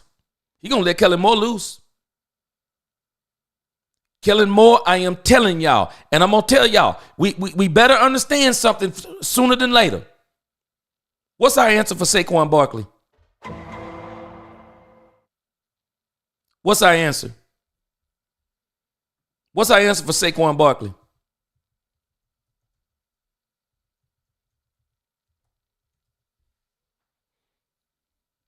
What's our answer? Because everything I've seen on the Eagles injury report, I think they've been saving these players for the Dallas Cowboys, y'all. I know that might be a little bit far-fetched, but I think they've circled this game on the calendar. Y'all don't find it strange that A.J. Brown decided to come back against the Cowboys? Their injury report is insane because everybody's been talking about, oh, the Eagles are hurt. Everybody practiced on Friday. They are gearing up for this game. They're gearing up. And I think the only way the Cowboys have a chance, and it's not Cooper Rush, you better get Rico Dowdle in this game. You better get Trey Lance in this game. And your Trey Lance package better not be a couple of plays here and there. You better give Trey Lance entire drives. I'll be honest with you. I think Trey Lance needs to play half the game. I think he needs to play half the game. And if he's having success, Cooper Rush, move to the side. Trey Lance, do what you do. Do what you do. Do what you do, Trey Lance. I think the best chance for this team is to run the ball. And who gives them the better chance of running the ball and being successful running the ball is Trey Lance. Mike McCarthy, you bet not run your crazy play calling self up in here, running read options with Cooper Rush. You better not do it. If you want your play action to be effective, You want your read options to be effective. You want your running game to be effective. Trey Lance is your answer. I'm not afraid of Cooper Rush. If I'm the Eagles, I'm not afraid of Cooper Rush. Kellen Moore has already told us what he is. And Kellen Moore is in that room right now laughing, telling everybody he is not Rich Gannon. He can make some throws. He can throw some pretty balls, but I'm going to show you his weaknesses. This is all we have to defend right here. We're going to get after his butt if he's in that pot. The moment he steps back, we're going to get after him. We're going to get that joker on the run, and we're going to take our chances. We're going to make Cooper Rush beat us. Wouldn't you? Wouldn't you make Cooper Rush beat you? I would. I'd make Cooper Rush beat me. Desperation time, Mike McCarthy. Everybody's going. Trey Lance is his best chance. And I don't know if he can save his job. But if he want to put together some wins and work somewhere else, man, this Trey Lance package. Now, this don't need to be a package. This needs to be a change. This needs to be a change. Cooper Rush, we're only playing you until we get Trey Lance up to speed. Because if Dak gone for the season, I'm sorry, y'all. I like Cooper Rush. I don't want to see him the rest of the season. I want this to be the last game. I'm letting go of some stuff that I want to talk about this afternoon, but I want this to be Trey Lance's last game. I want this to be Cooper Rush's last game. I want this to be the Trey Lance show. He is your best opportunity to win with this busted up line. He got a cannon for an arm. I'm telling y'all, Cooper Rush can't outthrow him. Dak can outthrow him with timing patterns. Dak can outthrow him at certain throws. But Trey Lance, deep ball? Trey Lance got a deep ball. He'll let that thing rip. He's got a strong arm. He just needs someone to help him hone those skills. He needs reps. I agree with Jerry Jones on that. He needs reps. It's Trey Lance, y'all. It's Trey Lance. This season has been a disaster. It has, with injuries. But Jerry played the odds. You let go of your depth. Your depth became your starters, and you have no depth. It is what it is. Hope Mingo plays tomorrow. He's playing. If I'm not mistaken, he's playing. They got a package for him. Mingo will be playing some plays. We know what Rush can do. I want to see Lance. I'm with you, Cowboys 5 rings. I don't want to see Cooper Rush. I don't want to see paint dry. I want to see Cooper Rush. I want to see Trey Lance get loose on the Philadelphia Eagles. Because I'm telling y'all, this man is fast. Overshown did a pretty good job of stopping Bijan Robinson. Let's hope he can limit Barkley. Hey, man, he give us a chance too. Overshown going to be a superstar in this league in another year. Saquon pull a hamstring like Dak is the other way. Saquon pull a hamstring is the only chance like Dak to beat Philly. I'm telling you. Because, man, I was saying this before about Saquon Barkley. Saquon Barkley healthy, there's nobody better. Healthy. His only problem is he hadn't been able to stay healthy. But when you got legs that size, I can see why he has a lot of leg issues. This dude's legs are humongous. I would rather see Trey Lance play the whole game, forget about Rush. I'm telling us, I'm not hating on Rush, but we know what he is. We know what he is. And we know what this offense is. We know what we got on offense. And so, to me, the best thing you can do is you put your best athletes on the field and you go for broke. Gregory Barnes says, go for broke tomorrow. Leave it out on the field. That's it. Go for broke with Trey Lance. I think we need to go back to old school run-heavy offense. I've been saying it, Quentin, 40 times. I run the ball 40 times. And if Trey Lance is going to be my quarterback some of those times, now it's going to be 50 times. Trey Lance running the ball 10 times, period. End of story. I'm running Trey Lance 10 times. I'm going bonkers in this run game on the Philadelphia Eagles. Mike McCarthy will probably let us Man, a lot of people are saying, can he be trusted? It's time for Trey Lance. It is.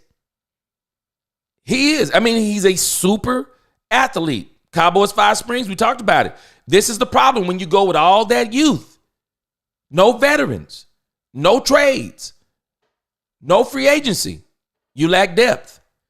Check this out. Maybe Dak is waiting to go on IR because he wants to be at that game tomorrow. After that, he will concede.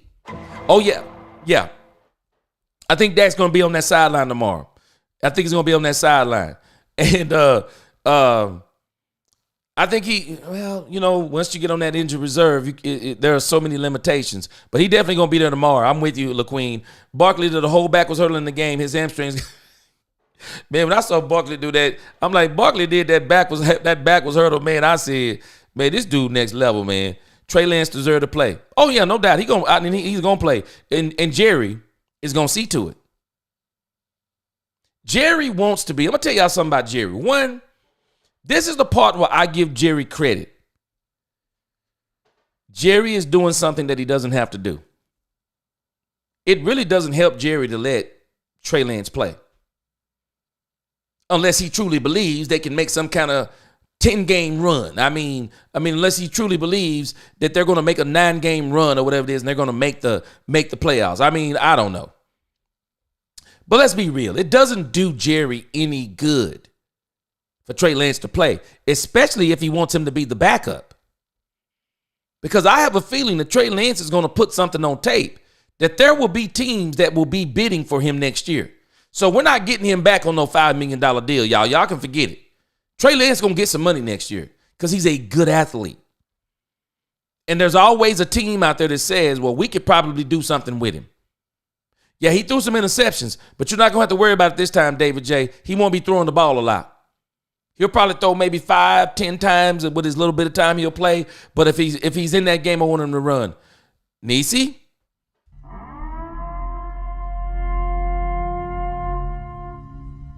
Stephon Gilmore put the clamps on A.J. Brown. I got news for us. Trayvon Diggs is no match for A.J. Brown. Stephon Gilmore got dog in him. When they called Stephon Gilmore old, Stephon Gilmore said, hold my drink. I'm going to show you what old look like. He put the clamps on A.J. Brown. I would be more comfortable if Deron Bland was back playing A.J. Brown than Trayvon Diggs. Trayvon Diggs takes too much chances for these types of receivers like A.J. Brown and Devontae Smith because they'll put a move on you, and if you bite, they're gone. They're gone. They're gone. So A.J. Brown, he'll have a field day on these corners. Get Lance super ready for the Giants game and let him audition for a team that's ready, that needs a quarterback.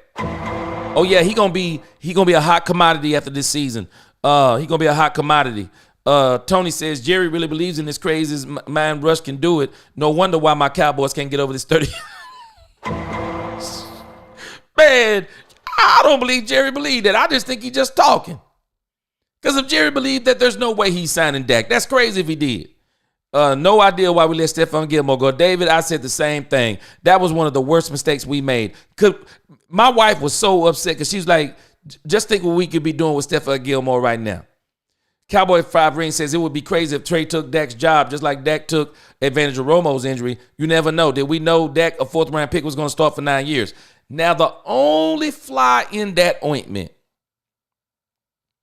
in order for Trey Lance to do that, the Dallas Cowboys are literally going to have to eat $231 million. I mean, they literally have to eat it. No trade clause. $231 million over 4 years guaranteed. They would have to eat $60 million. $60 million per season. And depending upon how they kick that thing down the road. That would be tough treading right there. Tough treading. Probably not going to happen because I don't think Cooper Rush is at that point. But I do think Cooper Rush is going to get a chance on another team next year. Dak just got paid. Nobody's taking his job. Nope. Dak's not going anywhere. Yep. Should have kept Gilly. Trayvon is going to get it up. He's a ball hawk gambler. Not satisfied disrupting passes. That don't work. He ain't good enough. I'm telling you, he ain't good enough for A.J. Brown. Especially with the way he's been playing now. I mean, we saw how he got beat with the Falcons. I mean, and they don't have nobody on their team that's the caliber of A.J. Brown. Nah, he ain't no match with A.J. Brown.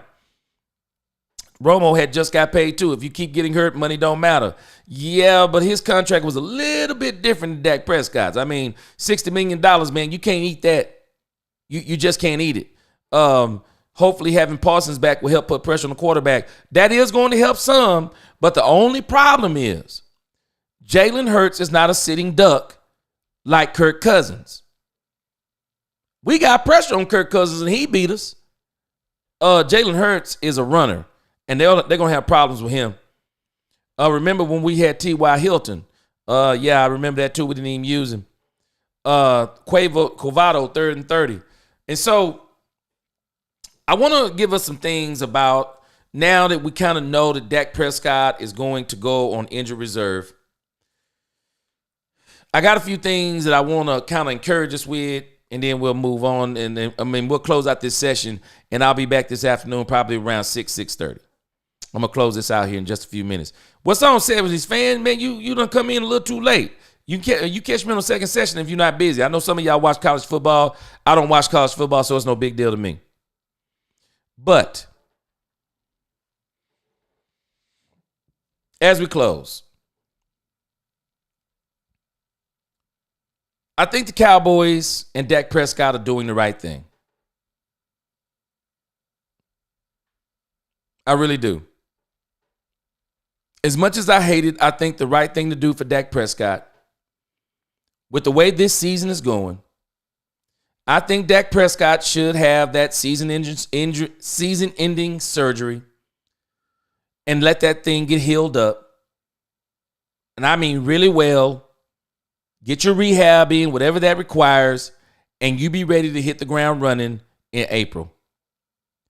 I think it's just the right thing to do. The Dallas Cowboys absolutely have too much money invested in Dak Prescott.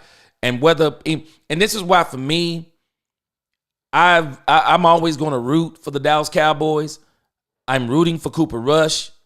I just want everyone to temper their expectations. I actually feel sorry for Cooper Rush. I think there's too many expectations that have been heaped upon Cooper Rush. I mean, Cooper Rush talking about he's excited. Excited for what? I mean, to play? Okay, that's cool. Y'all keep in mind, Cooper Rush is Cooper Rush is also in a contract year. He's in a contract year. I really feel sorry for Cooper Rush. I just don't think people should be heaping these expectations on him. Stop throwing all this 5-1 unicorn. I mean, stop all this stuff. This is a whole different team. Whole different team. Stop disrespecting your franchise. Stop disrespecting Dak Prescott. Talking about Cooper. I don't care what Cooper Rush did. He didn't play better than Dak Prescott in that stretch. He didn't. If he would have, he wouldn't be here. We got to start using common sense. But I think the Cowboys need to proceed correctly after this. I think they need to proceed correctly. I think they need to be looking at this season, finish it out strong as you can, get as a good a look as you can of all the young players. Evaluate every player on this team. Let me check out my man. I appreciate you, Spider-Man, with that super chat, $10. I want to throw a little something in the plate for Sunday service. Appreciate you. Appreciate you. You know I'll be doing that tomorrow. And everything y'all putting in, we're going to be putting that towards the channel, man. We got some things coming up we're going to be doing. I hope this team in this stretch, I hope they start thinking about their next coach. I hope they start thinking about their next coach. Not only do I think they should start thinking about their next coach, I think they need to start thinking about their next coordinator. I mean, I just like the way Jimmy Johnson did it. Everybody can't do what Andy Reid does. Sometimes you just need to let someone be the coordinator and someone be the coach. But if that's what it's going to take to get a person like Ben Johnson, maybe that's what you do. But I'm not going to be surprised if there's something that is worked out to where Bill Belichick and Josh McDaniel is going to be here. And I caught what you said earlier, Michelle. I forgot to acknowledge it. Michelle said that Josh McDaniel is a terrible coach. He is. I said that before. he's a terrible head coach. But Josh McDaniel with Bill Belichick is like, man, they are on it, man, when they're together. I think the Cowboys should really be, I think they should it's already getting close. I mean, you kind of know what you got. I mean, let's be for real. We kind of know what we got going on. You really need to start thinking about, and I think they already are, but I really think they need to start thinking about their draft, the people behind closed doors, not talking about their draft, but thinking about their draft and how are they going to cash in on Dak Prescott. You have to cash in. And I believe that Jerry Jones needs to do something that he hasn't done in a long time. Go get a great player in free agency. I think Mike McCarthy said something right. They need to be focused on evaluating these players for the rest of the season. And if Cooper Rush and Trey Lance go on some mythological run, then run with it. Because you're going to continue to get to evaluate these young players. Run with it. It is time. If Cooper Rush is that good, y'all, and I'm not saying this to be sarcastic, if Cooper Rush is really this good,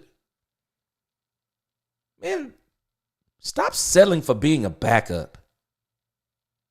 I don't want to be somebody's backup my whole career unless I just understand that's my limitations. If that's my limitations, okay, I'm content with being with the Dallas Cowboys until I retire. But I don't want to be a career backup. And if Cooper Rush, if he can go out here and play his butt off, let's not make this about Cooper Rush is better than Dak Prescott, because I promise you, they're going to have to play different and the plays are going to have to be different. But if he can go out here and earn the right to get an opportunity on a team next year and be the bridge quarterback for a team that's going to draft a rookie quarterback and let him learn under Cooper Rush for 2 years, well, doggone it, let that be that. And Cooper Rush, play your butt off. If you can win, win. Stop being a backup. I mean, seriously. I mean, come on. You can't. People run around here bragging on a backup who continues to be a backup. I mean, stop it. I mean, if he's good, I want him to be good. Get an opportunity to go to another team. Mike McCarthy, let him, I don't know. I don't think it's no point in firing Mike McCarthy. I mean, this team has been through enough. And if the team likes Mike McCarthy, you know what? Let him keep him. You know he's not going to be here next year. He doesn't have a contract. There's no use in making these kind of headlines. Just let him ride off into the sunset. You get to say you didn't fire him. We just didn't renew his contract.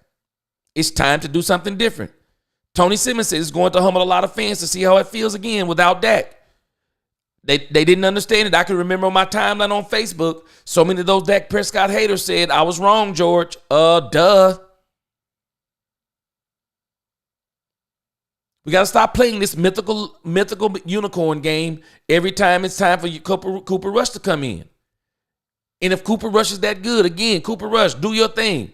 Go to another team. Stop being career backup. If you're good as everybody say you are, then now you're going to show us. But the Cowboys got to cash in, y'all, on this Dak Prescott contract. They do. I mean, the CeeDee Lamb contract is really not that big of a deal. I mean, you can trade. You can trade CeeDee Lamb. Somebody will take CeeDee Lamb. Even in a couple of years, they'll take CeeDee Lamb. But you can't trade Dak Prescott unless he agrees to it. And then if you cut him, the cap hit is so severe, you would be crippled beyond the 4 seasons that you have him. So everyone needs to proceed right now that we know the fate of Dak Prescott. And I will say this for the fan base.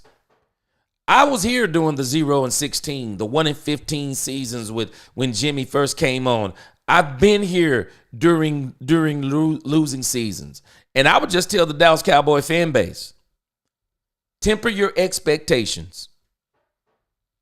Just enjoy the football games. Enjoy watching the young talent. Cheer the team on. Stop hating on Dak Prescott, including you folk who think he average. You know what? I don't care if he average. He's our quarterback. Some of us, we root for our children when they play little league sports. We root for our children like they're going to the pros. Get mad at the coach when they don't start. Get mad at the coach when they don't play. And we do that, and I'm not being mean. Some of our children don't have a chance at even playing on the collegiate level. They can't even start in these high school levels. But what do? Do we talk about how bad our children are? Do we talk about their average? No. What do? We encourage them. We cheer for them because they're our family. And while these football teams, they're not our family, if they're our teams, then why do we sit around and talk about our teams? It's not productive. It just creates a lot of animosity. It's not productive. I just say for the Dallas Cowboy fans, man, sit back and enjoy the games now. That's all we're going to do. We're going to sit back. We're going to enjoy the games. We'll come on here and talk about them, and we'll do whatever we need to do. Yeah, I get you what you're saying, David. I'm not talking about you. I'm just talking about these mythical unicorn people. Yes, Cowboy fans. Yes, Cowboy 5 rings. He's nowhere near that. Bill too much of an alpha for the Joneses. If they'll let him be an alpha, I think he can help this team. Jeremy needs to let go of his ego and hire a GM that knows how to build a team. That's the part I don't think he'll ever do. Jerry Jones will be clinching onto this team when he dies. I want a coach that runs the football and wants to run the football. You remember when Mike McCarthy said that? Got the play calling and started getting pass happy. Depending on a rookie to turn our team around is an idiotic to me. Free agency and logical trades is a key. Mike McCarthy destroyed Jerry Jones with that. He did. He said you don't build a team through the draft. You avoid that at all costs, and that's all they've done, even with Mike McCarthy. Oh, yeah, 70s fan, I'm with you. Let me see what Trey Lance can do. I mean, that's it. That's it. It's time to let Trey Lance do his thing. I'm not happy about the Dak Prescott situation, but at the end of the day, it is what it is. We just got to let it play itself out. Watching for improvement from our rookies. See, what I want to watch, Tony, is I want to watch this line get better. And I'm telling us, if we will run the ball, we will watch this line get better right in front of our eyes. They'll start doing things that we thought they couldn't do. They'll actually start running over teams if we'll just run the ball. And I'll be honest with you, I think who's going to really give them some confidence in the run game, it's going to be Trey Lance. Trey Lance is going to open up the run game, y'all. He is. He's going to open it up because he gives them so many options. Now they can't say, Cooper Rush, sit and duck. We're not worried. We don't have to spy him. He try to break out of the backfield. We can catch him without even breathing hard. Who Cooper Rush out running? I mean, we saw Dak Prescott was having a hard time. I think that's why Dak Prescott hadn't been running the whole season. Blew out of him. He trying to run. Cooper Rush is definitely not faster than Dak Prescott.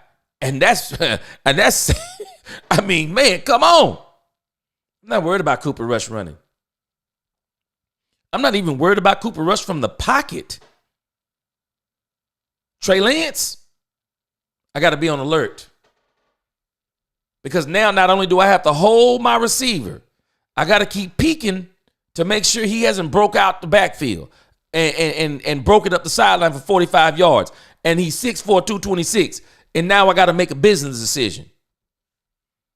Trey Lance, man, I'm telling you, just based on that, man, he can open it up. I was here through Gary Hogaboom. Man, Steve Pallure, Chad Hutchinson. You remember when they brought in Chad Hutchinson and Drew Henson, man, they were supposed to be the best things since sliced bread. Drew Henson was the one who shared the snaps, if I'm not mistaken, with Tom Brady, wasn't he? I mean, they thought he was supposed to be the best things since sliced bread. Those days helped me appreciate Dak Prescott. Helped me appreciate Tony Romo, too. Tony Romo, man. I mean, I know sometimes we remember all the bad stuff, but Tony Romo, Boy, that season of the catch. And DeMarco Murray almost running 2,000 yards. Boy, that was the best we saw, Tony Romo. And I think had he stayed healthy, who knows what he did that year with Zeke. I mean, we saw what Dak did. And I think Dak, of course, at that time was a better athlete than Tony Romo. And he brought some things that Tony couldn't bring at that time, especially with his legs. I mean, Dak was crazy in that rookie season. But Tony Romo was better in between the ears. I mean, he just was. I mean, he had been in the league all that time. Tony, and that's why now you notice how Tony is different in the booth. Tony was predicting plays that first season he got in the booth, but the further he's gotten away from football, he still knows it. But he don't know a lot of the things they were like he was doing at first. And even with Tom Brady, we're seeing this with Tom Brady. You know, you can see a lot of things now that Tom Brady, now he's getting a little bit used to doing what he's doing. Tom Brady is showing us some things that now he's like, wow, this dude is really, really smart and knows the game. But, you know, Tony was good too. Trey throwing interceptions trying to win games is better than Cooper Rush playing game manager. Watch what I tell you, though. If they play this right, Tony, they're going to make sure they're going to give Trey Lance the best, easiest looks they can give him. And you know the best way to play with a guy like Trey Lance? Forget all that pocket stuff. Forget all the pocket stuff. You roll him out the pocket. Just continue to roll him out of the pocket. Don't let him sit back there like I said. You keep rolling him out to the right. You just keep rolling him out. And if you'll keep rolling him out, he now becomes a dual threat. He either going to dart out of that backfield or you're going to keep a safety valve in front of him at all times. Safety valve in front of him, somebody running deep. And then all that other stuff in there, you just kind of let that develop. But with Trey Lance, this is my plan. I'm going to always keep somebody running deep because I know he can do it. I know he can throw it. I'll always run the left cornerback. I'll always run him deep. I'll always keep somebody underneath. When he rolls out, he can either dump it off or he can look deep. He can dump it off or he can throw it deep. And if I roll him out to the left where that cornerback is running that deep, now I'm going to let him roll it out and run it. Man, I would give the Philadelphia Eagles absolute fits with Trey Lance. When you got an athletic quarterback, I'm telling y'all, look at what the Baltimore Ravens are doing with Lamar Jackson. Now, Lamar Jackson is a freak. I mean, some of the moves he can make is crazy. But I'm going to tell you, man, when you got a running quarterback, he opens up that whole field. He opens up the whole field. See, Dak has gotten to the point in his career now. Dak's going to need a few more weapons around him, and he's going to need a really good running game. You don't want Dak doing all the running no more. That's not him. But when you're a younger athletic quarterback, man, you open up the whole field because that's what Dak used to do. You open up the whole field because now, man, you're a threat every which way but loose. You can scramble. You can roll out and throw it on the run.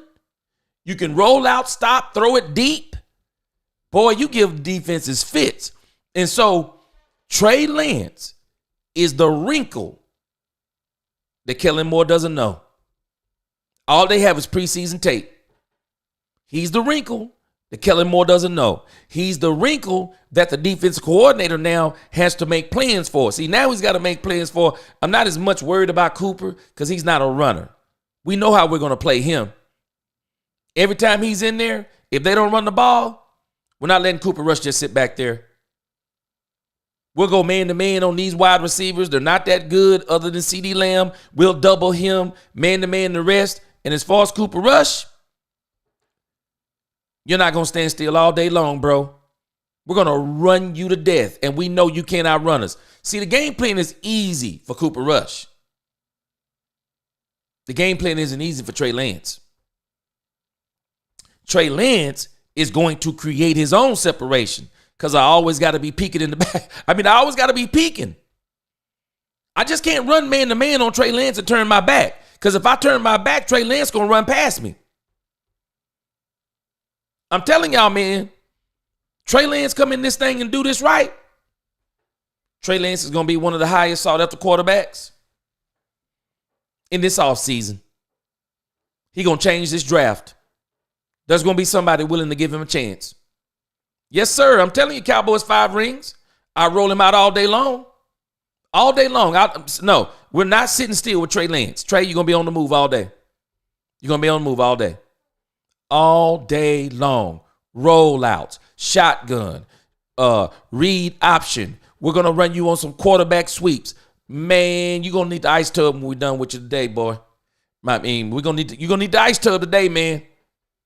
You're going to need the ice tub because you're about to get the full dose. You are. Mike and Jerry might have their poker face and start Trey tomorrow. If it was Jerry Jones' option, no, Trey Lance would already be starting. He's probably fighting Mike McCarthy on that right now. I mean, I bet you they're probably fighting on that right now. And you're going to see an executive order. You're going to see an executive order come down after this game. I will not be surprised by Thanksgiving. It's all Trey Lance. And he could probably beat the New York Giants. All Trey Lance. And then we'll see a really good game between the Washington Commanders and the Dallas Cowboys.